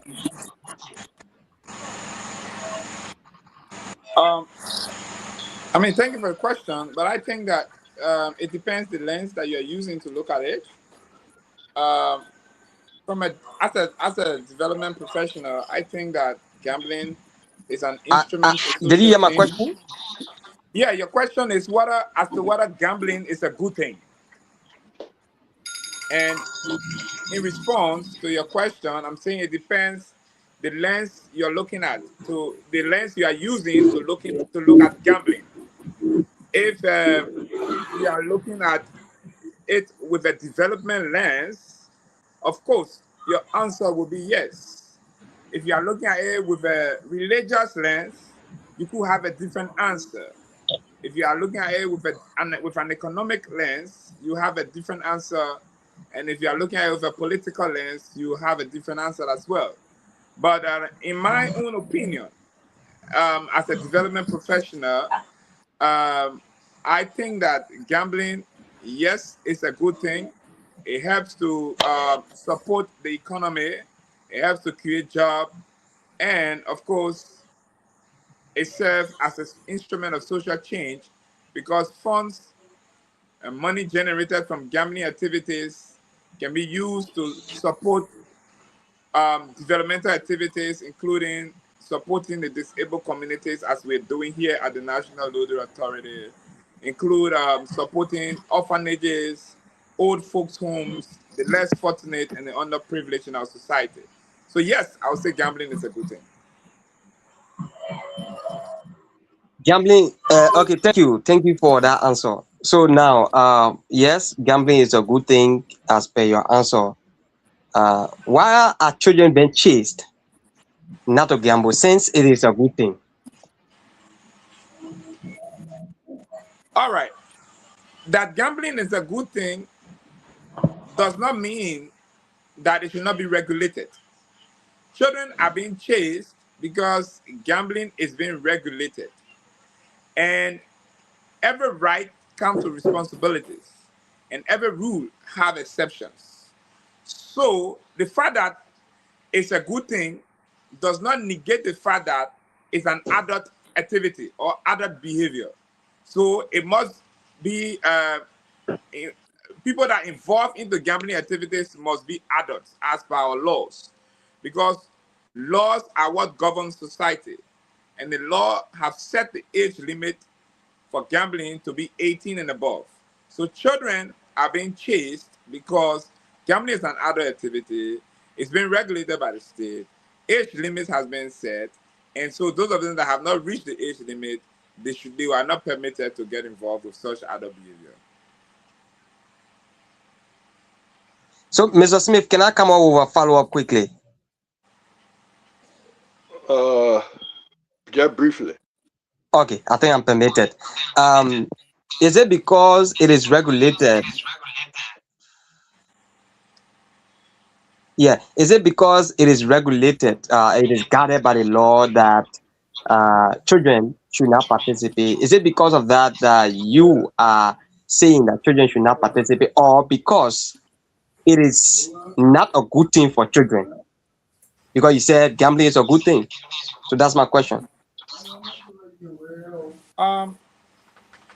You see, when you're looking at laws, there are spirits behind every law, and the spirit and the intent of the crafters of the law is for the good of the society. So children are being chased because the law has enshrined it into it, right? But the framers of the law put 18 plus in the law because they know that gambling should not be for everybody, just as voting, just as any other thing. It's not for everybody. And the reason is because there are certain things that come with it. And in this case, with gambling, there are a lot of things surrounding the gambling thing, which includes addiction, which includes funding. Children are not working. They are not expected to be having money.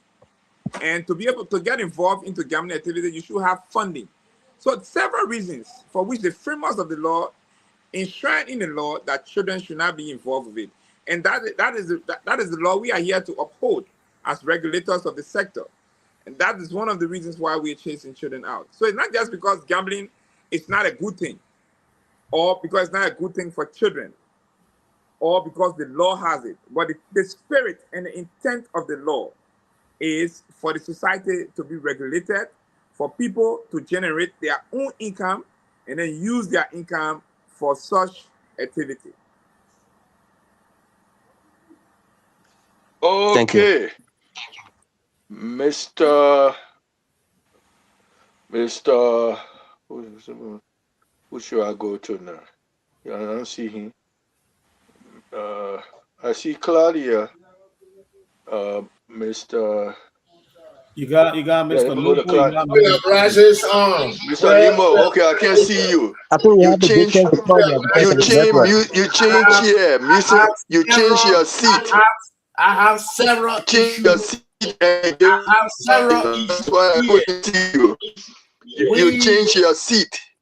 Okay. So ask your question. As I said, a few days ago, when we have a guest here, Mr. Newman, we have your question. No. I'm laying the groundwork. Ask your question, panelist, Mr. Newman. Please go to your question. We must go to your don't question. tell me that. I didn't tell you to go to your question. We must limit. No, I'm saying, ask your question. We must limit. Nobody limited no Habibu. And Ask your question, Mr. Nemo.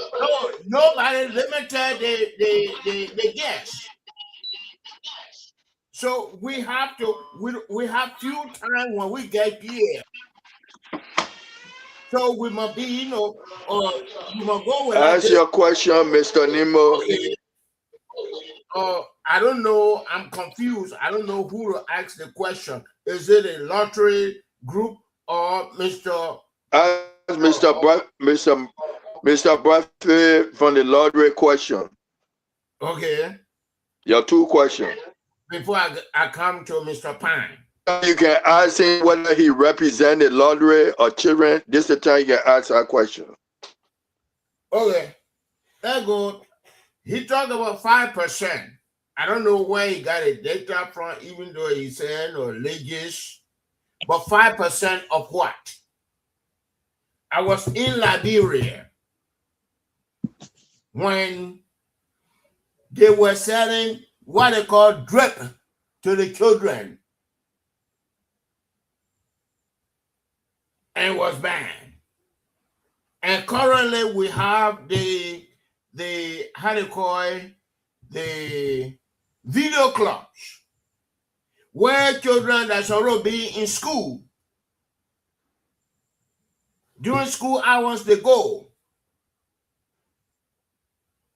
And my question is the lottery designed to solve those problems? And the machines they are confiscating, do they refund the people who bought the machines? That's my number one question. Let me answer that. I will come out based on your answer. I'll come out with my number two question. Thank you. All right. Thank you very much for the question. And before I move to answer the question, let me provide clarity on the 5% I talk about. Okay. One of your colleagues had asked me of the population in Liberia, especially relative to children, what percentage do I think of children is involved into gambling? And in response, I said, I don't know what percentage, but just speaking over my head and being in the sector and seeing the extent to which children are involved, I don't think it reached up to 5%, especially if you look at the number of children in the country as per the latest report. Now, to your question as to whether the lottery was designed to solve these kind of problems, like children leaving school to go to video clubs, like children buying and drinking drapes and all that kind of stuff. No, that's not what the lottery was designed to solve. The act that created the National Lottery Authority is clear on the mandate that lottery, the institution, is here to regulate the gaming sector. And that means it's there to issue licenses to operators that want to operate in the country. It's there to ensure players' protection. It's there to ensure responsible gaming. And funds generated from lottery activities are there to be used for welfare programs, including supporting the disabled community, the orphanages, the old folks' homes, academic and research institutions, as well as providing support to government revenue generation processes and activities. So that's what the National Lottery Authority was designed for. Thank you very much. My question number two, even though what you said, the 5% is speculation. There's no data to support your 5%. My question number two is, which of these, how much you contributed from the lottery fund, you contributed to these organizations you have just named so far? Well, I wouldn't have exact numbers to give you, etc., etc.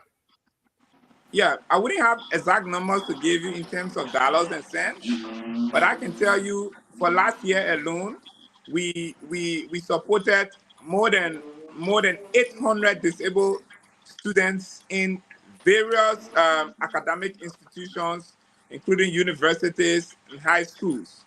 Not just that, Of not just disabled that, communities?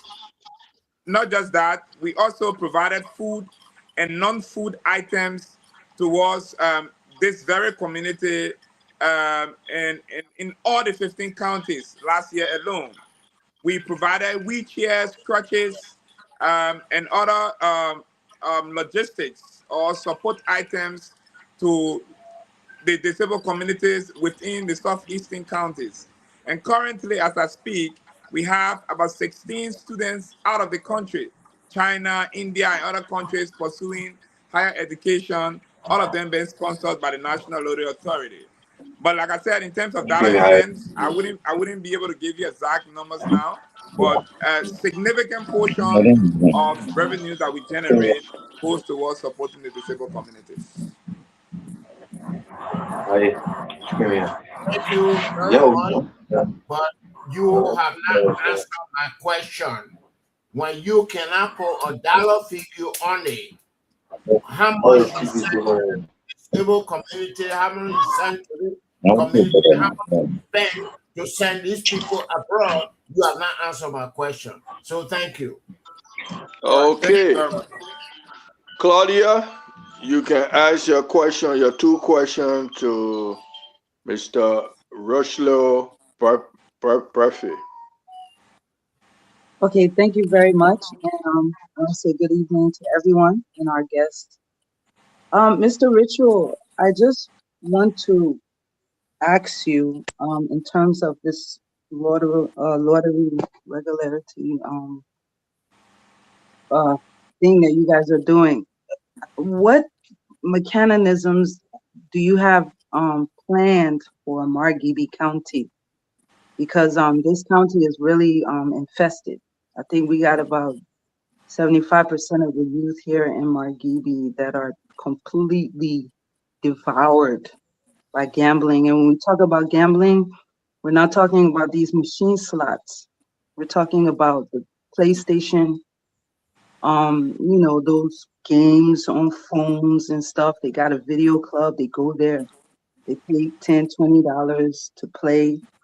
And these children are literally like destroying communities because when they steal from their parents to get the liberty to gamble, the parents too have to find community members to hunt their kids down, get their items, and the items are always with the gambling employees. So it turns into a whole riot. And that's what made me late for the show tonight, because that was something I had to deal with tonight, And so I want to know, what are you doing for Margibi? Because Margibi is bad. Up until 3 a.m., 4 a.m., kids are out there. They're gambling in the shops. Afterwards, they play football in the middle of the street up until 4 to 5. By 5 o'clock, they're busting doors, stealing all over the place. So that's my first question as it relates to Margibi. And my second question is, you said that you did an outreach for the disabled with crutches and wheelchairs. But if you come somewhere around Congo Town, when you're coming from Painesville on your right-hand side, you can see like a half lot of these things, crutches, wheelchairs, all kinds of stuff for the disabled. And I heard that there is a bit of a problem with the container that comes with these items, that allegedly there's a doctor, one of the doctors, I don't want to call their name, involved in taking these medical supplies for the disabled and putting it for sale. So when you say you dispersed these items out, do you have accountability for that? I know these are beneficiaries, but do you have a website where we can be able to say, yeah, that's true? Because crippled people, sorry, I don't mean to say crippled, that's against the law here. But the disabled are literally crawling to the market. I mean, they're all over the place. So I want to know if there's some kind of accountability, like a report or something. All right. Claudia, thank you. So Thank you. that's my two questions. Thank you. These are very important concerns that you raised. Okay. Starting with the first one, Margibi is one of the counties that is on our radar. We've received a lot of calls, a lot of reports from Margibi about these very things that you talk about. And a few weeks ago, I was in Margibi, I was in Kakata, and having some media engagements and talking, creating awareness and sensitization about the danger of young people, especially below 18, involvement with the games. And I was speaking directly to the conscience of parents. But like I said, our teams are out there. The task force we over the last 2 or 3 weeks, they have been out, and their mandate came to an end yesterday. But the Director General, Honorable Peter Sulu, has extended their mandate because of the gravity of the situation, and I believe that Margibi will not be left out. Now, when it comes to the issue of the PlayStation, as an institution, we've done a significant job in curtailing that. Unlike years back, where you used to see the PlayStations all over the place, they are not like before. Now, if people have PlayStations, it will be mostly be used in their homes and not on a commercial scale. I mean, I don't think we still have people commercializing that PlayStation thing like that, because we've done a serious job in that area, confiscating these things and even prosecuting people that were commercializing the PlayStation stuff in those small booths and what have you. People that still have it, it will most likely be in their homes. And if they are still around, it will be just maybe one or two. And once it comes to our attention, we'll move out there. And those that had it previously know how we've been able to deal with it.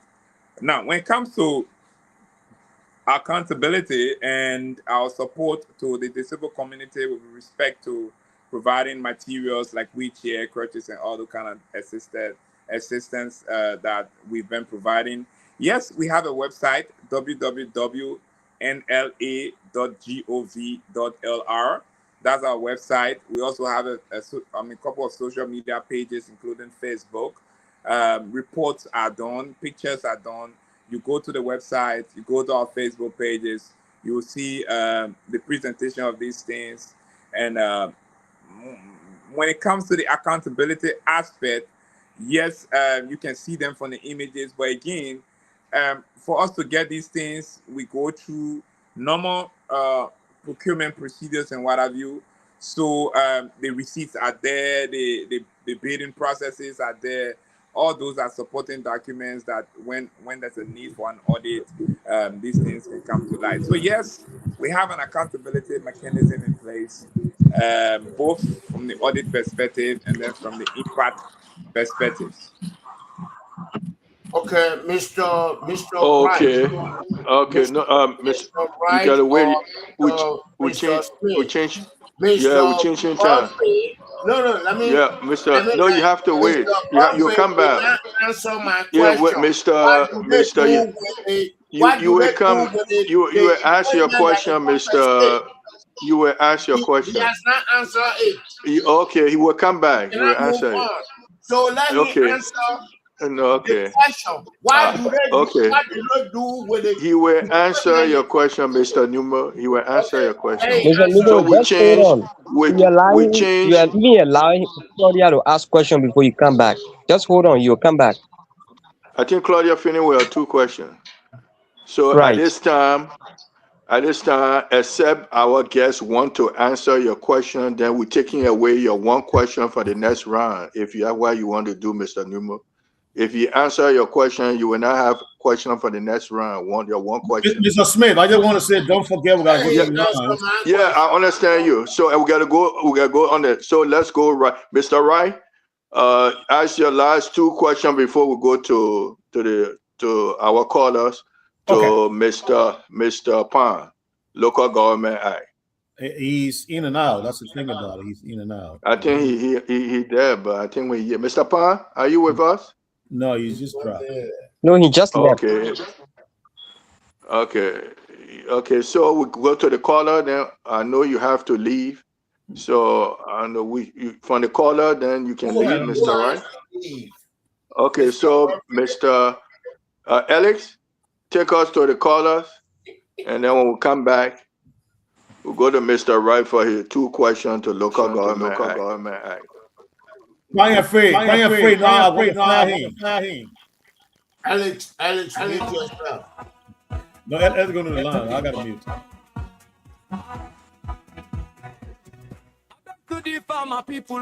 Well, Cindy, that's it tonight here on the program. Now back to default, folks. Those of you in Radio Land, I'd like to say welcome to just joining us here on the program. Now back to default, the Saturday show right here this evening.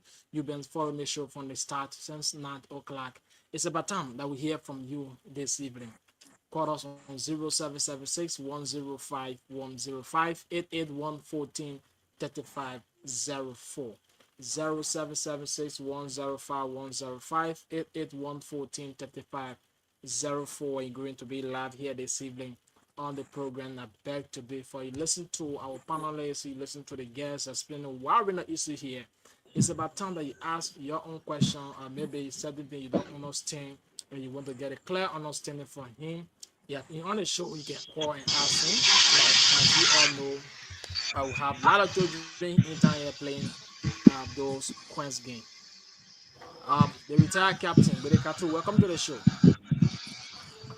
Yes, sir. Thank you. Good evening to you. Good evening to all of our professors. Good evening to the guests in class. I have a question for. Can everybody please mute, please? One of the guests, especially so the one from the angle of the quote-unquote gambling activities. Okay. What are some of the mechanisms being put in place to stop our underage children from playing gamble? What are those mechanisms that you put in place to stop our children from playing gamble, especially those underage? My second question would be, do you have agents on the field in each of your 15 counties to monitor or supervise your rules and regulations that you put in place to make sure that children under age do not go around any gambling activity, since gambling is something that has been recognized under our law? Thank you for having us. Thank you so much. We pick up this person. Hello? Hello? Yeah, Nia, where do you join us from? Yeah, this is Victor, commonly known as Mr. Reality. Welcome to the show. Yeah. I mean, for the gambling issue is, I mean, the way gamble used to be, I mean, yeah, the way gamble used to be, now looking at that because a lot of PlayStation, it was all over the places, and at times the people, as they doing the gambling, people used to juke their friends yeah. So the way gambling used to be, not looking at that before. So I mean, they can still try and reduce it because it say get gambling. Yes, this is it. All right, thank you. Yeah. 0776 105 105 881 14 35 04. 0776 105 105 881 14 35 04. Picking up 5 calls for the first section for this guest. So we already have 2. We'll pick up 3 and then we go back to the panelists here on the show. So put in your calls. We take this person. Hello. Hello. Yeah, Nia, where do you join us from? This is Mr. Segonda. I'm calling from Cheve. Mr. Segonda, welcome to the show. Yeah. My call has to do with the gambling game. As we speak, there's no limitation to who be player. Okay. You can see very young children playing this gambling game. And there is no security that will prevent the children that under age playing this game. We know it has positive impact, but the negative impact surpasses the positive impact as it relates to the children, because what we can see on the side is during school hours, most of them are gambling and forgetting about school. If this trend continues, it's very dangerous. So I'm recommending to the lottery authority that they should put mechanism in place that will deter those children of school age during school hour or after school. The state order that will say that this, from this age range to this age range, those are people that are eligible to play this game. But it should not be an open secret that everybody, because you have coins, you know that it is encouraging children now to steal from their parents to come and play. That's the report that we are getting almost every day. So I'm appealing to the lottery authority that they should see reason to have strict measures in place to deter the children from playing this game. Thank you. Thank you so much. 0776-105-105, 881-14-3504. We'll pick up two more calls and then go back to our panelists here quickly. 0776-105-105, 881-14-3504. Berekatu, welcome back. Yes, sir. Thank you. I'm back again. Again, I have a question. We would like for the honorable representative of the lottery authority in class tonight to please tell us, in case or anyway, how many recognized gambling games do we have in Liberia that the lottery authority under the umbrella of the Liberian government is aware of, that's supposed to be operating in our country? How many are they? Care to tell us? All right. Thank you. Thank you. We have this person in quickly. Hello. Hello. Good evening. Your name, where do you join us from? I'm GEDEH Pajibo calling from Ulababa. Come again, your name? GEDEH Pajibo. GEDEH Pajibo. Welcome to the show. Yes. Yeah, what my concern have to do with is coin king. Okay. Yeah, it's the most easiest gaming for the children. It's a gaming that you find little children on age playing. And the second thing you have to do with it, most of these gaming coins, they are using the country money. They see some of them using the real Liberian coins. It's not good. Okay. Yeah. All right. Thank you. So just keep listening. We're going to respond to all of your questions, man. So just keep listening. Well, folks, we'll take in the last person and then we'll go back to them quickly. Yeah, hello? Yeah, good evening. Good evening. Your name, where do you join up from? Okay, I'm veteran journalist Augusta C. Zion calling you from my Kula Bapa residence. Mr. Zion, welcome to the show. Thank you. First of all, I want to say thank you to those on the lottery authority and those that are even hosting the program tonight. And I want to, my area where I want to explain small is that somewhere where one of the panelists asked whether the lottery or gambling is good. So I want to come in to add on to my junior brother Murphy. What I want to say is, gambling, more especially, it has two major reasons. It serves as exercising the children. 3, 2 is a game. Children when they are around without game, they can't be satisfied. that without play it can be certified. So gambling, it depends on how one look at it. But really and intentionally, gambling is good and it just to exercise and entertain. So if somebody will say now and say gambling is bad, then of course I don't think it is bad. The intention is to entertain and for exercise. So it's And good for children. Yes, it's good for children because the children have to. It's just that the way it's going, everything. When you any law you made, there's an option, and so when you look at it and you think the way it's supposed to go is not going, it doesn't mean it cannot be regulated. It can be regulated. So actually, it's good for children. But okay, thank you. But I think we have seen some other senior the government can improve for true entertainment. They go play gamble because man, you the father, you can have a 5,000 and the child see the money. Why in case the child not win, will you demand the money yourself between the child?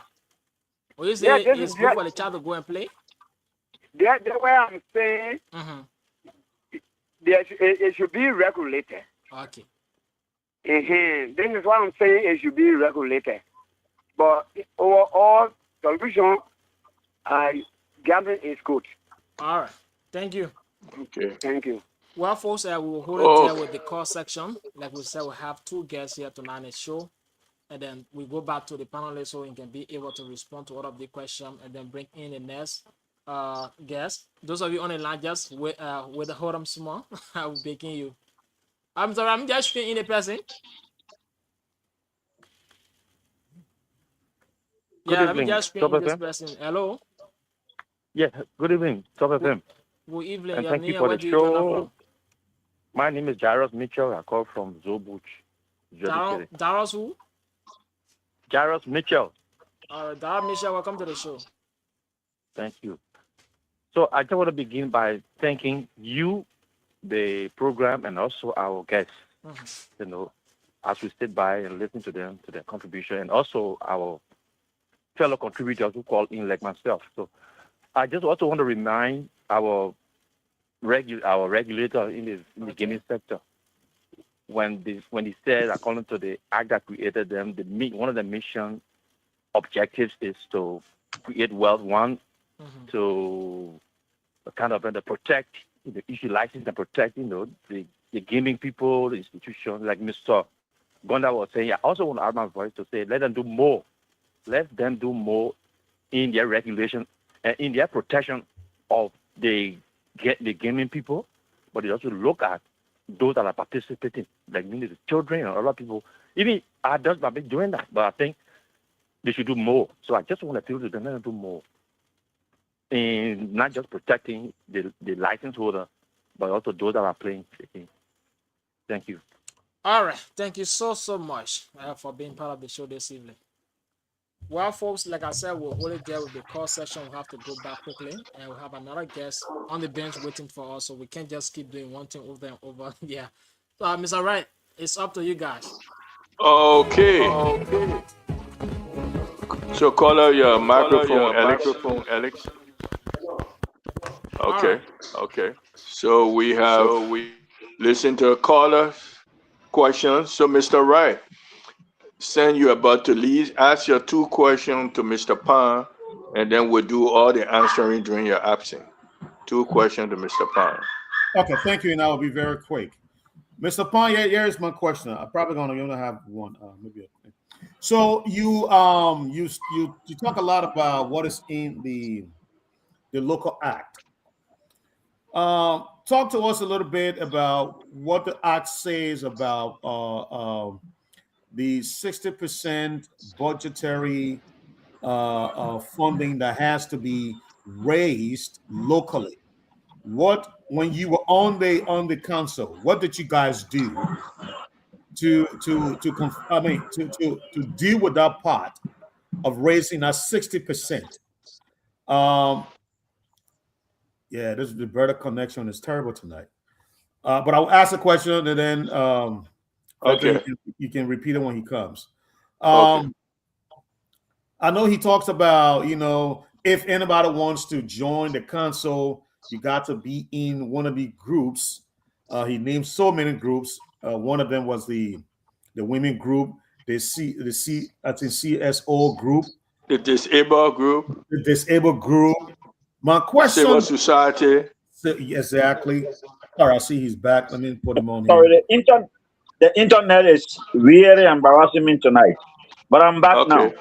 Okay, so my next question is, okay, you name all the groups where one will have to be a part of in order to be part of the council.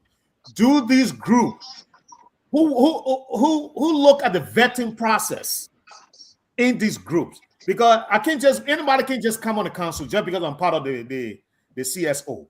I have to have the skills and the knowledge to be able to perform the job, because the council is not just a place where anybody can just go sit.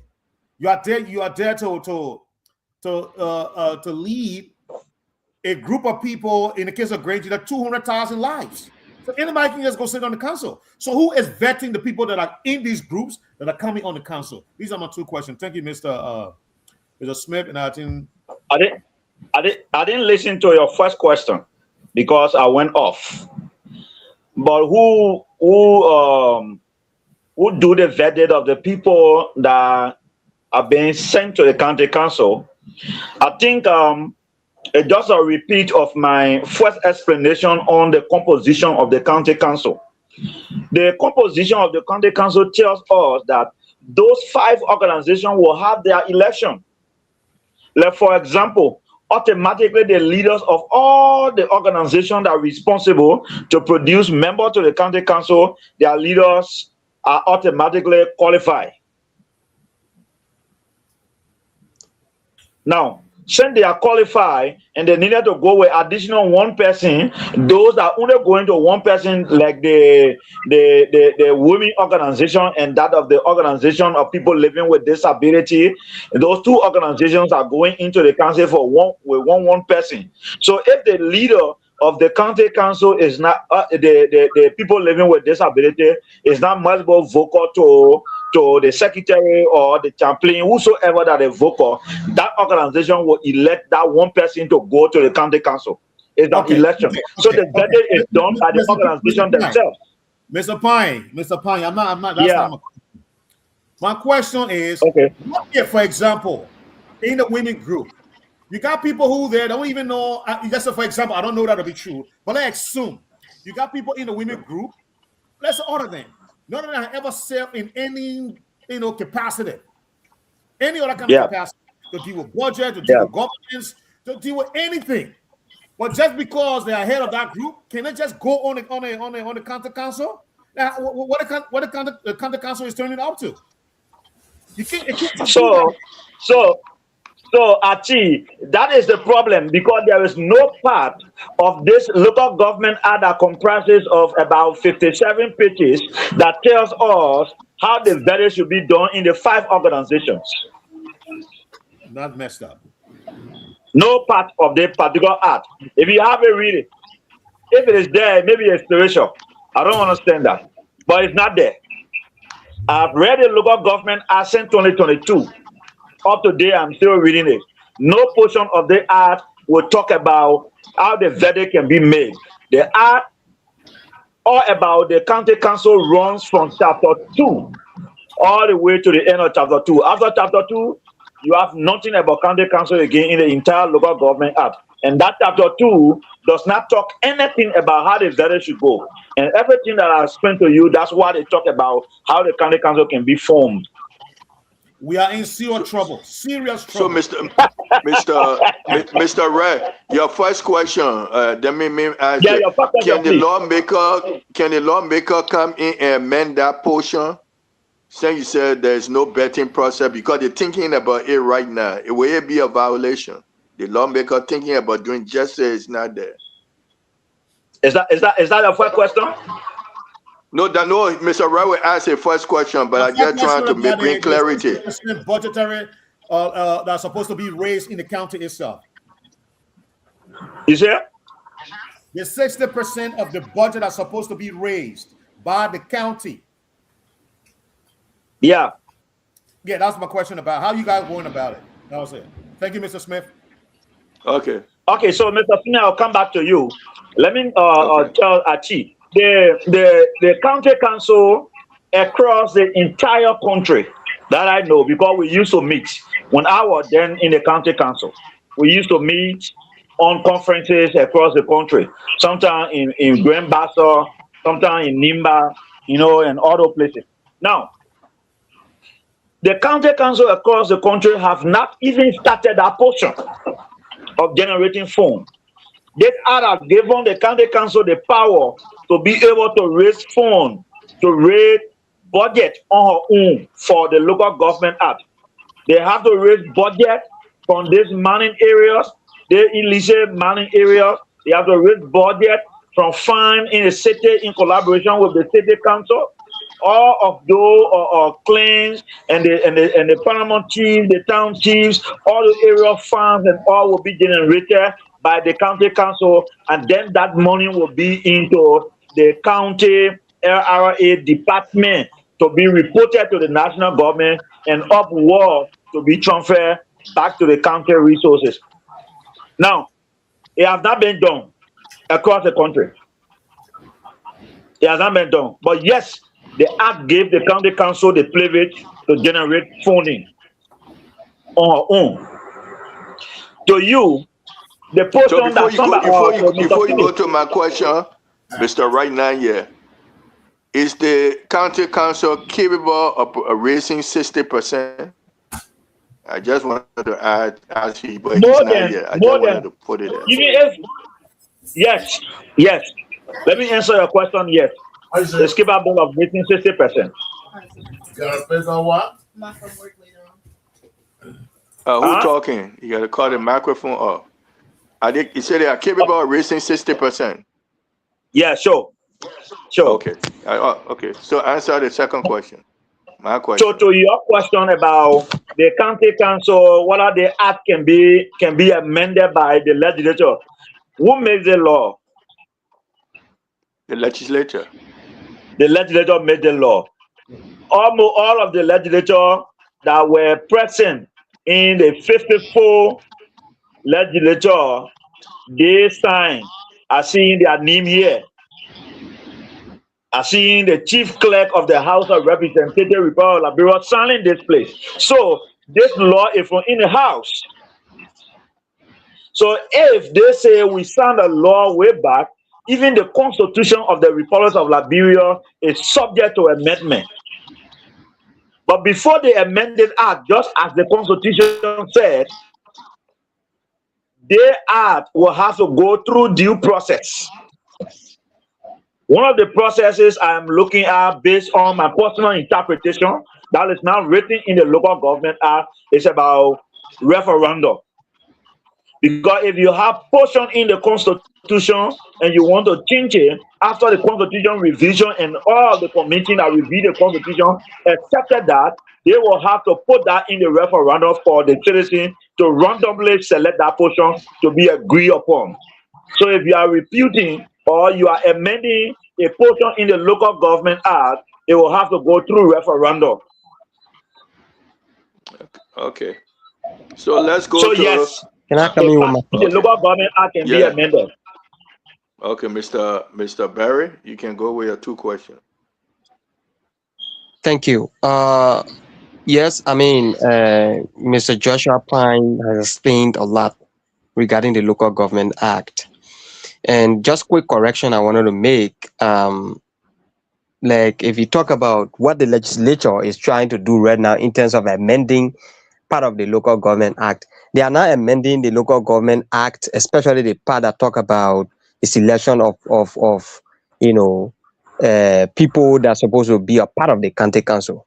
What they are doing right now, especially the part that the Chian district representative brought in, has to do with lawmakers are not involved into the decision making of the council. So he, along with like-minded colleagues, wants to make sure that at least the same way it used to be, that the during the county sitting era, where the lawmakers will come and have a say. So that's what the lawmaker is also saying, that they should amend so that the lawmakers can be able to have or direct say within the county council. Now to Mr. Joshua Pine, do you support lawmaker being a part of the county council? That's my first question to you. Well, personally to me, whether I am part of county council or not, I will not support. Because where were the lawmakers when the law came out? Who made the law? Who made the law? So you can tell me that we have taken portion of the power to reduce our law on the national level and take portion of this particular power to the county level so that the county level will be able to control this on their own. And later you find out that what you did was wrong, you want to change it. I would not agree if they ask the county council and no member of the county council will agree to it. Because that is what they look at that was not good. They were random selection doing what they call county setting. A lot of mass practices of public funds can be done in the county setting. But when you go to county council setting, every cent that is spent to that county council setting, it comes from the county council herself.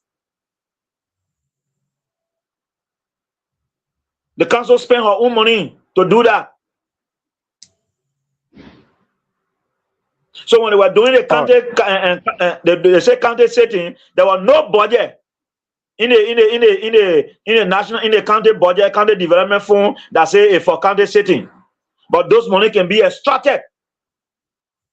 So because of that, now the budget that is written in the county, that particular budget have operational fund for the county council. So even if the county council credit money from anywhere to have county setting, to have the council setting, that money is for the county council. It was not like that. So when they see and they want to bring their ODs back, that means the local government is not being implemented. So I didn't support that. Okay, the second question. Okay, thank you for that. Yeah, thank you for that answer. Part of the reasons why the Local Government Act was created is to make sure that power comes to the local people. Very good. The aspect of centralizing government.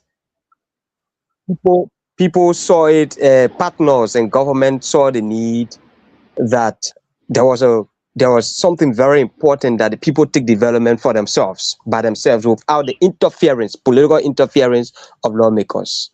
And like you, I'm also one of those who has championed the cause of ensuring that that doesn't work.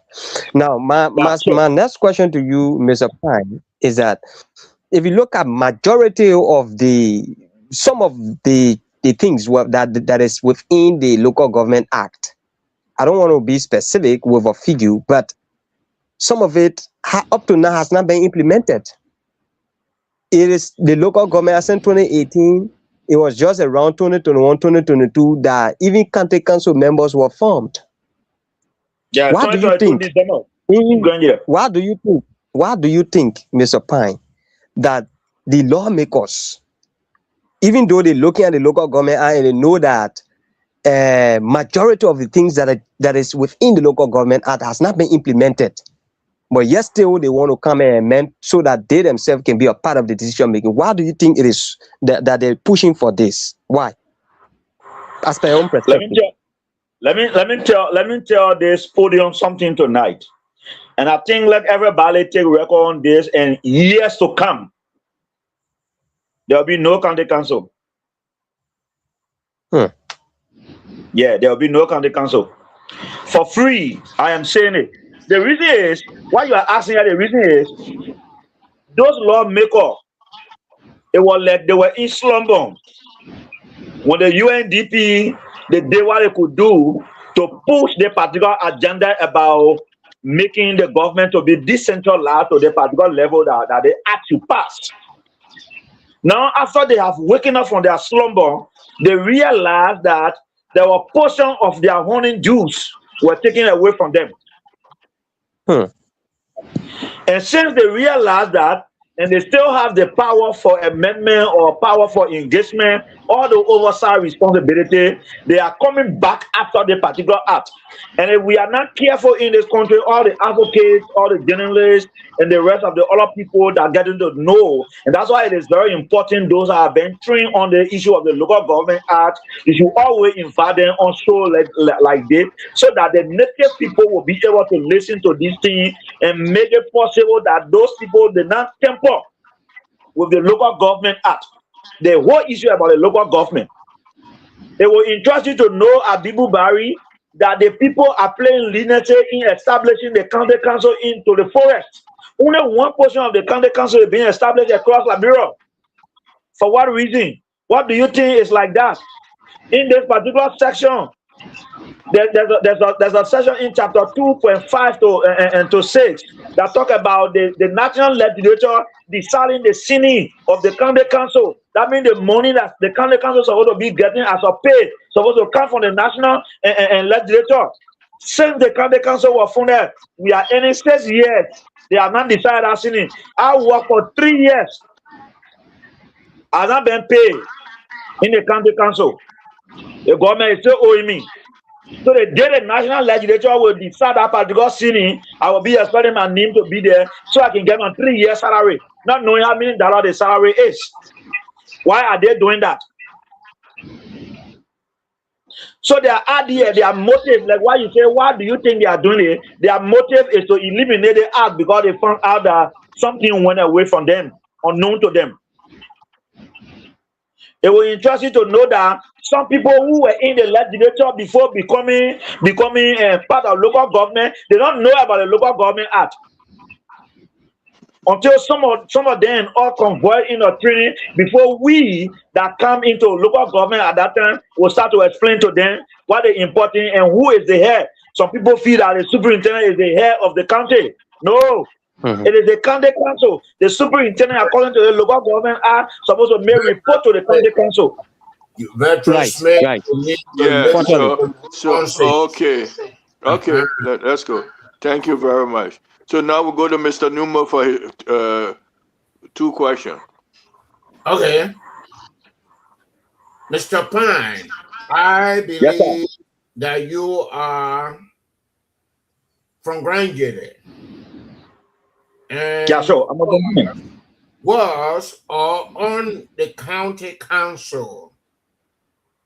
And there are a lot of issues concerning the implementation of the Local Government Act concerning Southeastern Liberia. Like your county, my county, Maryland, they are at the bottom. Corruption, no consultation, no education, and you here preaching like Jesus Christ. Tell me what you have done or what the county council in Grand GEDEH have done in the Local Government Act. Thank you. That's my question number 1. All right. Let me answer your question number 1. What the county have done when it comes to the Local Government Act?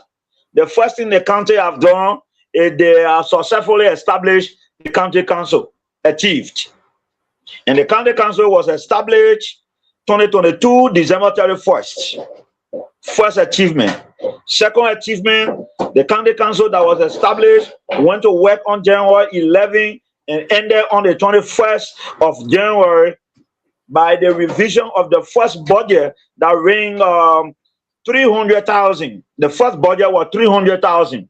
It was reviewed for 21 days. According to the Local Government Act, the county council should stay 21 days reviewing the budget so that they will be able to analyze the budget and forward it again to the local government leadership so that it can be forwarded to Monrovia.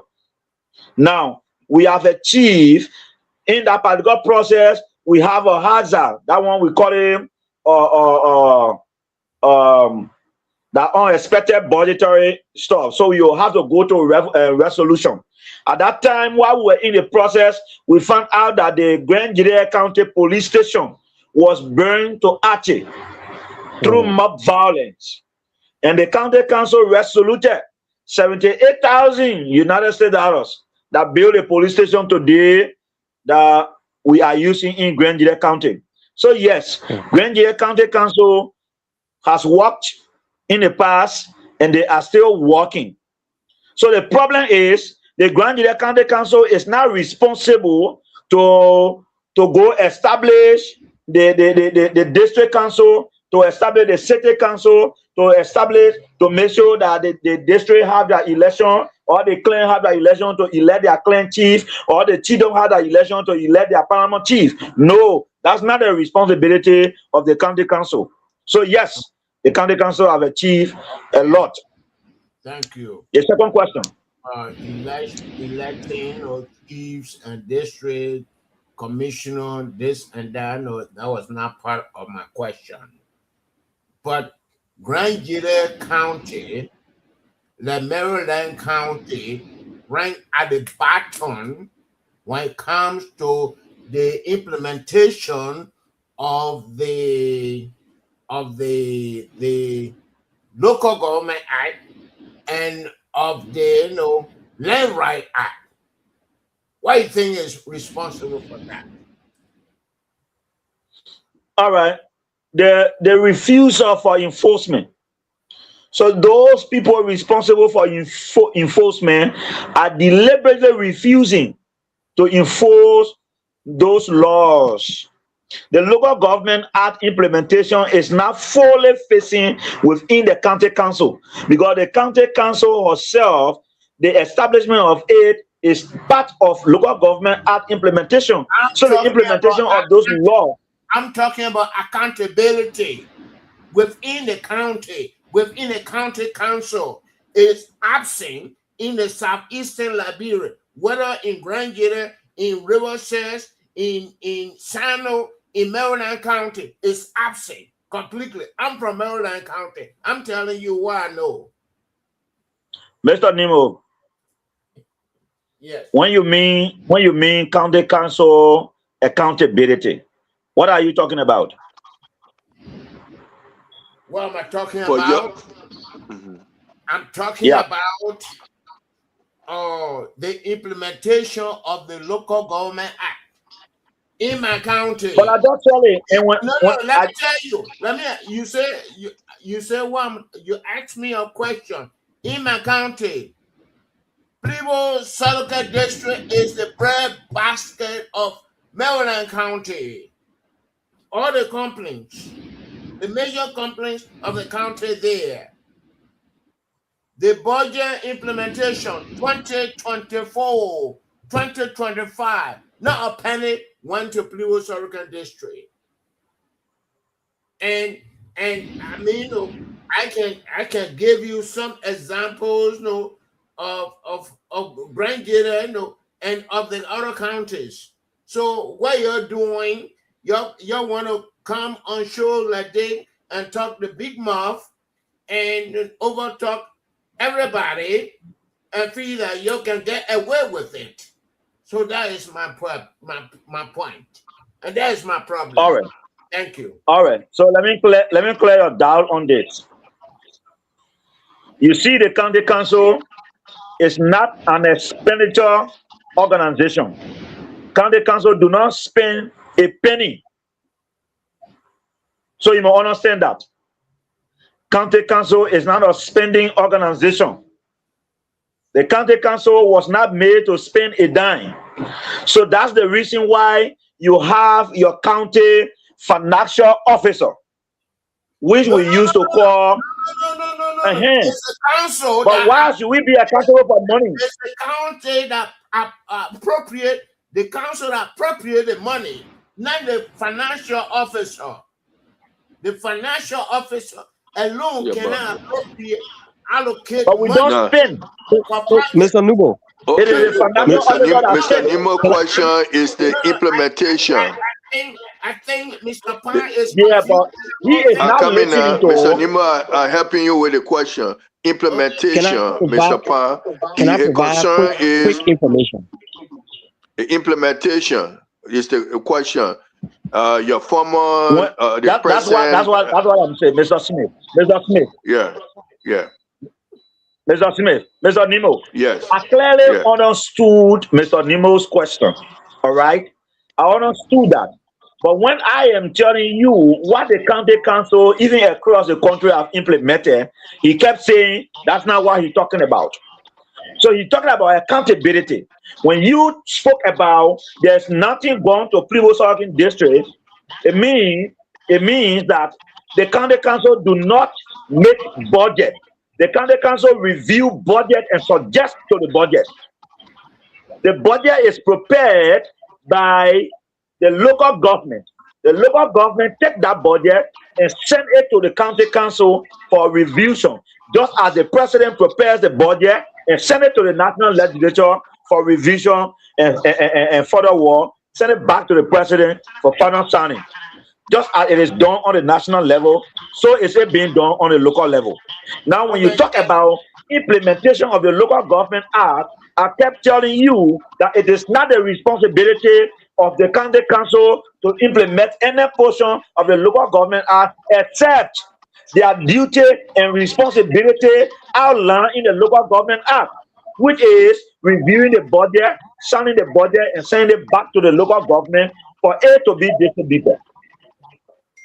Can you present to You me? understand that? Can So you when you talk present about accountability, you should be if holding the county council responsible for not okay, signing your budget for your development to okay. go on that In year. Grand Gila If your County, county council in Okay, Maryland did not release a okay. budget back to the local in Grand government, Gila you hold them County, accountable for that. Mr. Nemo, But Mr. in once you Grand Nemo, Gila County, can you Mr. present to Nemo, me, the budget for Mr. the Nemo. Konomo district? You finished with your two questions, so we're looking at the third question. He ran away. But the No, but Konomo you coming back, but that's a third question you wanted to ask. Before we go to your third question, we'll go to Claudia to ask her two questions, and we'll come to Crossfire, in which people can ask any kind of question. So the two questions go to The county Claudia. council is not responsible to implement. Okay. Okay. Yeah, Ellis Scholar, get Claudia ask her two questions. Yes, let me just. I want to know what I will pick up call because I'll be leaving by 12. No, but forget about the caller right now. Let caller Claudia answer two questions. It's my guest not yet, so it won't help the caller either way. He's not yet. Claudia, wait. He's not yet. Let him come back. Yeah. Okay, you back now. Ask your two questions. Okay, I'll only ask one. Claudia, ask your okay. All right, so the one question I have for you, you seem so disenchanted when you were explaining about some people that were in power before that lost power and have become part of the local government, not really knowing their responsibilities and so on. And you being part of that, enforcement, you had to come in and show them what to do and stuff like that. Do you feel like there's anything in the local government act that should have been added there that would like protect you who put in so much but get back so little? Because according to you, you haven't taken pay in 3 years. So I know there's a lot of disenchantment with you. I mean, there's something that you feel probably could have been added there that could have protected you who have put in so much work. That's the only question I have.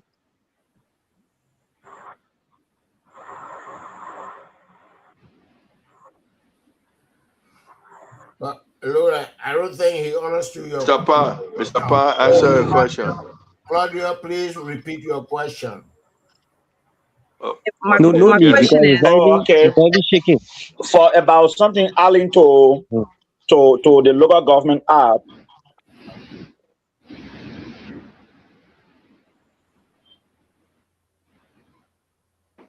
We're not hearing Mr. Pan.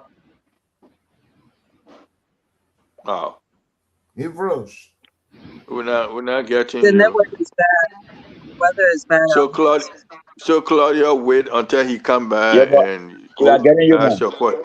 Okay. Okay. You understood her question, Mr. She Pan? asking me whether since I have this enchantment, I am getting her. So you want to know whether there is something that I think should be added to the local government act to protect the council, right? Yes, especially you who hasn't taken pay in 3 Great. years, but you've done so much. You've added so much value, to the council. Yeah, the county council almost had everything that's supposed to protect her in the act, but those things have not been implemented. One is about the national legislature deciding the sitting of the county council. So if you cannot tell the county council how much they will be making on a monthly basis or annually basis, then what are they working for? They are making the county council vulnerable. They are making the county council to be corrupt. They are making the county council to be subject to the superintendent. Because if the superintendent will spoon feed the county council will not have much power as they could have to be able to stand out with the superintendent whenever he wants to carry out any deeds in the county.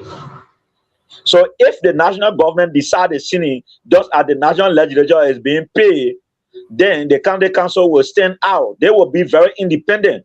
But currently, all the county council across the country is not independent because they are depending on the superintendent for staffing. So the superintendent say, today we are not putting in a budget, in a county budget, we are not putting anything there for county council. County council will not pull it there. They will not pull it there. So the national legislature should be able to implement the local government act. They have a role to play into it. Okay. Claudia, any follow up before we go to the That's caller? it. Claudia, Your any second follow up question. before we go to the caller? Yes, I have a question. When you talk about putting in the implementation of getting these things put in place, what are you saying? I mean, like, not breaking. Can you hear me? The network is really bad here. Can you hear me, Mr. Payne? Yeah, we can hear. He gone now. Hold on with your question. He's let him come back.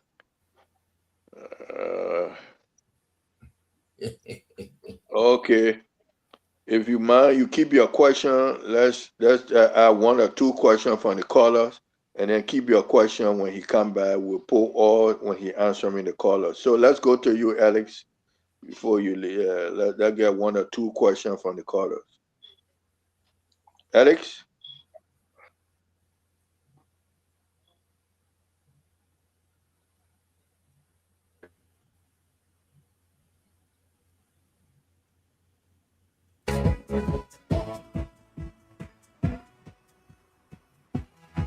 Well, folks, let's pick up this first caller here on the line. Hello. Hello. Yeah. Good evening. Your name? What do you? Are we cool? This is Mr. Gonda calling from KV. Mr. Gonda, welcome back. Yeah. My concern has to do with this local government act. Mm-hmm. You see, the House of Legislature is playing a game. They are not interested in seeing that the local government act take hold in this country. They are just playing the game that we should still go to the past. Yes, because if you say you pass an act that's supposed to be functional, you should give it backing. As Mr. Pan is saying, they are vulnerable. People who are supposed to report to them, they are reporting to the president. The financial aspect is the only side of the local government act that will be represented are fighting to delete it from the local government act. They are not interested in seeing that this most important document is implemented to the letter. because of what they used to do in the past is taken away from them. Some representatives, especially from District 1 in Grand GEDEH, fighting with tooth and nail that portion of the act is taken away. And I guess something like he's playing with fire because we not accept it. Because those are the things that kept our country back. They used to just come and randomly take people to go for city council meeting, then you can't see any result. They know that when the county council is effective, it has serious impact. So the legislature or the local authority, they're making sure that the county council is not functional. It has just become a mere formality. Nothing is being done. The implementation of the whole thing has become just a joke. So that's my concern. Thank you. Thank you so much for being part of the show. 0776-105-105 881-14-3504 0776-105-105 881-14-3504. And let's hear you quickly here this evening. We have 4 minutes up to 12 this evening. We'll get back to the panelists. Yeah. 0776-105-105 881-14-3504. And let's hear from you. You listen to Mr. Toy Joshua Pine. It's been a while, been an issue when it comes to the county council here this evening, which of course have been one of the major things in the country. People want to know how their 400,000 was taken. So a man is here who served the county before. It's also here. So if you want to understand something about the county council, it's about time that you put in your course, and let's hear from you. 0776 105 105 881 14-3504 0776 105 105 881 14-3504. You're going to be live here tonight on the program. I beg to differ. 0776 105 105 881 14-3504. You will be live. So while we are waiting a call, let's take the theme song quickly here. Yeah, let's take the theme song as we wait a call. My people, hello time, oh. Top FM 105, 3 we on the air. Leader shout, Sheku Koroma, Brother ready, in the play, where I take, he back to the bar. I beg to differ my people. 0776 105 105 881 14-3504. Let's hear from you this evening. 12 midnight, we sitting here, we ready to fight. No palaver, no fear inside. We don't talk, we not go high. Call Mr. George Nubo, bring that stand. Pretty veteran speaking, no nonsense. All right, with no time to waste, we can keep our guests waiting here this evening, so we have to turn it back to the. All right, that just screens in the person who is coming in. Hello. Hello, this is Mr. Gonda once again. Okay, quickly. Yeah. You see what is being done? Mm-hmm. The Freedom of Information Act to commensurate with the Local Government Act. They do not give the county council the chance to operate because representatives see that the power they have that they've been suppressing the county with is being taken away from them. So they're fighting with their tooth and nail that those things must not function. It will interest you to know that the portion of the Local Government Act that talk about 60% and 40%, you know that it's not being taken into account in any of the counties? Because what? They do not want the light to come to the county. The power that be should benefit the citizenry to be mere bystander. Because if you give the man a chance, you will see that life of the people will improve. Just in recent times, 400,000. Nobody can account for it as we speak. This is 40% of $1 million. What is going on? Then people say there, our district number 1 representative, I'd like to be very clear.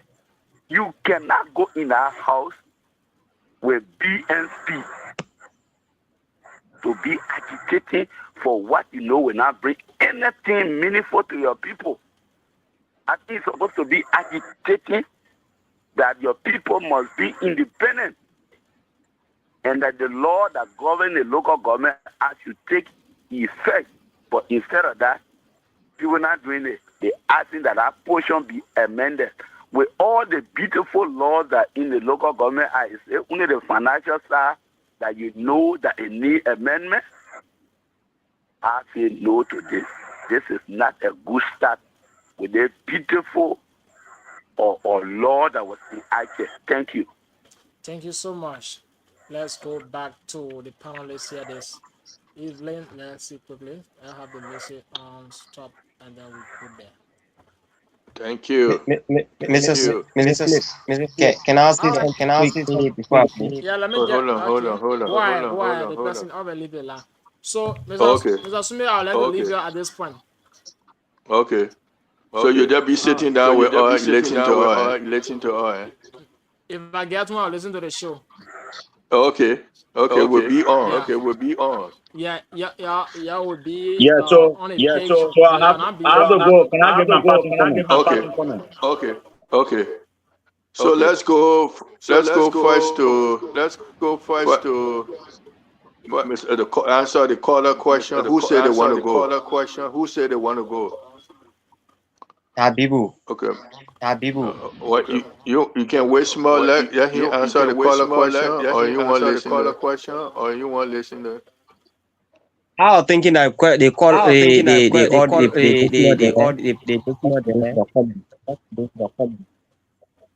Okay, but let him just briefly talk about the comment. Yeah, but let the man in studio bring the map down. Okay, move your microphone, Mr. Alex. You always forget. Thank you. Okay, Habibi, briefly talk so he can combine all together and answer. Yeah, you said what should I do? What was the question? No, wait, Mr. Habibi want to lead. You can clearly hear the frustration from the people from the beginning of this entire local government act up to now. My problem with this entire thing has been the local government act has not been in full operational act. That means it has not taken full operation yet.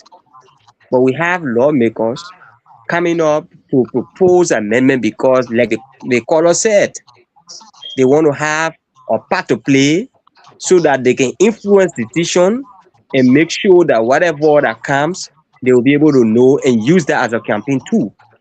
And I'm glad that people are understanding the points, and I hope and pray that the thousands of dollars that partners and national government put into this, it will not go into vain. So I just want to say thank you, Mr. Pine, and for the explanation. It's good that you yourself you understand as a former Secretary General for the County Council, you understand the background that some of us were coming from when we stood up against this issue of lawmaker coming up to amend certain part, not the part that's supposed to benefit the citizen, but certain part that's supposed to benefit themselves. And as we speak, they put that into the house, the floor, and because of the advocacy that we made, along with some civil society organization, including Centel and NEMO, certain part of it, they went back into that drawing room and they removed certain part, and they said they want to put in the financial aspect into it. So thank you and have a good night. This is Barry. Okay, thank you for your comment. So this you can answer the caller's concern, which is the same concern, Mr. Barry. And so you can answer that, Mr. Pan. What did the caller say? The caller were almost supporting you against what the lawmaker trying to do. Almost the same thing Mr. Barry stressed on. The caller were angry. The lawmaker do not seek the part that benefit them. The only concern about the financial part. So yes, I think this will be my final statement. It's 5 minutes after 12 in Liberia. It's in the morning hour now. So I would like for the public to understand that the lawmakers have tied themselves in the web. They are tied themselves up in the web, and it's not easy for them to easily get out of the web. You cannot amend the local government act just the way you think you can amend any other law. The local government act have repealed other act in the constitution, and is an act that they, the legislature, have enacted into law, and it should be implemented. So they, the legislature, should do due diligence. It's not time to amend the act when the act is not fully being established. So you cannot amend something that's not fully established. You can't do that. Go back to the selection or the formation of the entire local government. When it is formed, then you can suggest to the local government yourself what kind of thing you want to do as a national legislature. Because mind you, you cannot leave them out. They are also local legislature. So you cannot do your amendment in national legislature without them, because they own the act. You cannot change my constitution without me being part of the revision. So they are playing yet. Nobody should worry about that. The law they sign, that's the law will go back. They cannot just change it without the consent of the county council across the country. No way. It can't happen. You can't do that. So thank you, Mr. Smith, and the panelists. Before you get your comment, I want for you to include this in your comment too. You've been very tough on the lawmaker, but you are easy on the executive, which is the local government ministry should help to be the arms to the decentralization portion. They should do it, and they are very slow. The lawmakers seem to be angry over that, and there's an impasse now between the lawmaker and the executive. So because they wrote the law, and the president signed is into a bill, but the implementation is it used to be eternal ministry, but now it's local government ministry. So why is it slow on the government side of implementing it? I said this from the beginning of the show. I mentioned it, and I told this podium that the government is playing leniency on the implementation of the Local Government Act, and the reason is best known to the government herself. So that one, for free, I'll tell it, and the government must be able to implement the Local Government Act because the president signs it. The president signs the act, it should be implemented.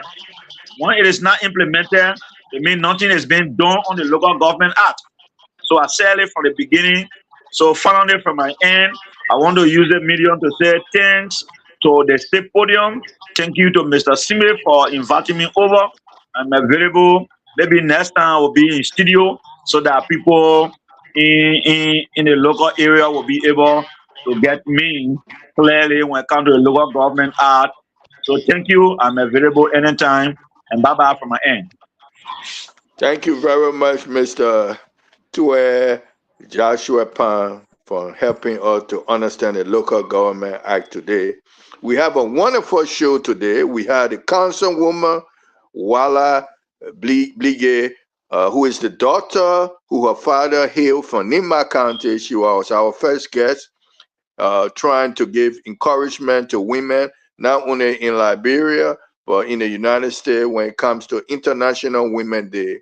And she herself will be running for the 5th district of for in district in Maryland, the state of Maryland, and she need our help, our support in helping our daughter to hold such congressional seat, which where she will represent in the primary, the Democratic Party. Then she goes, but she said this is the most difficult part, that to become winning 24 candidates will be participating.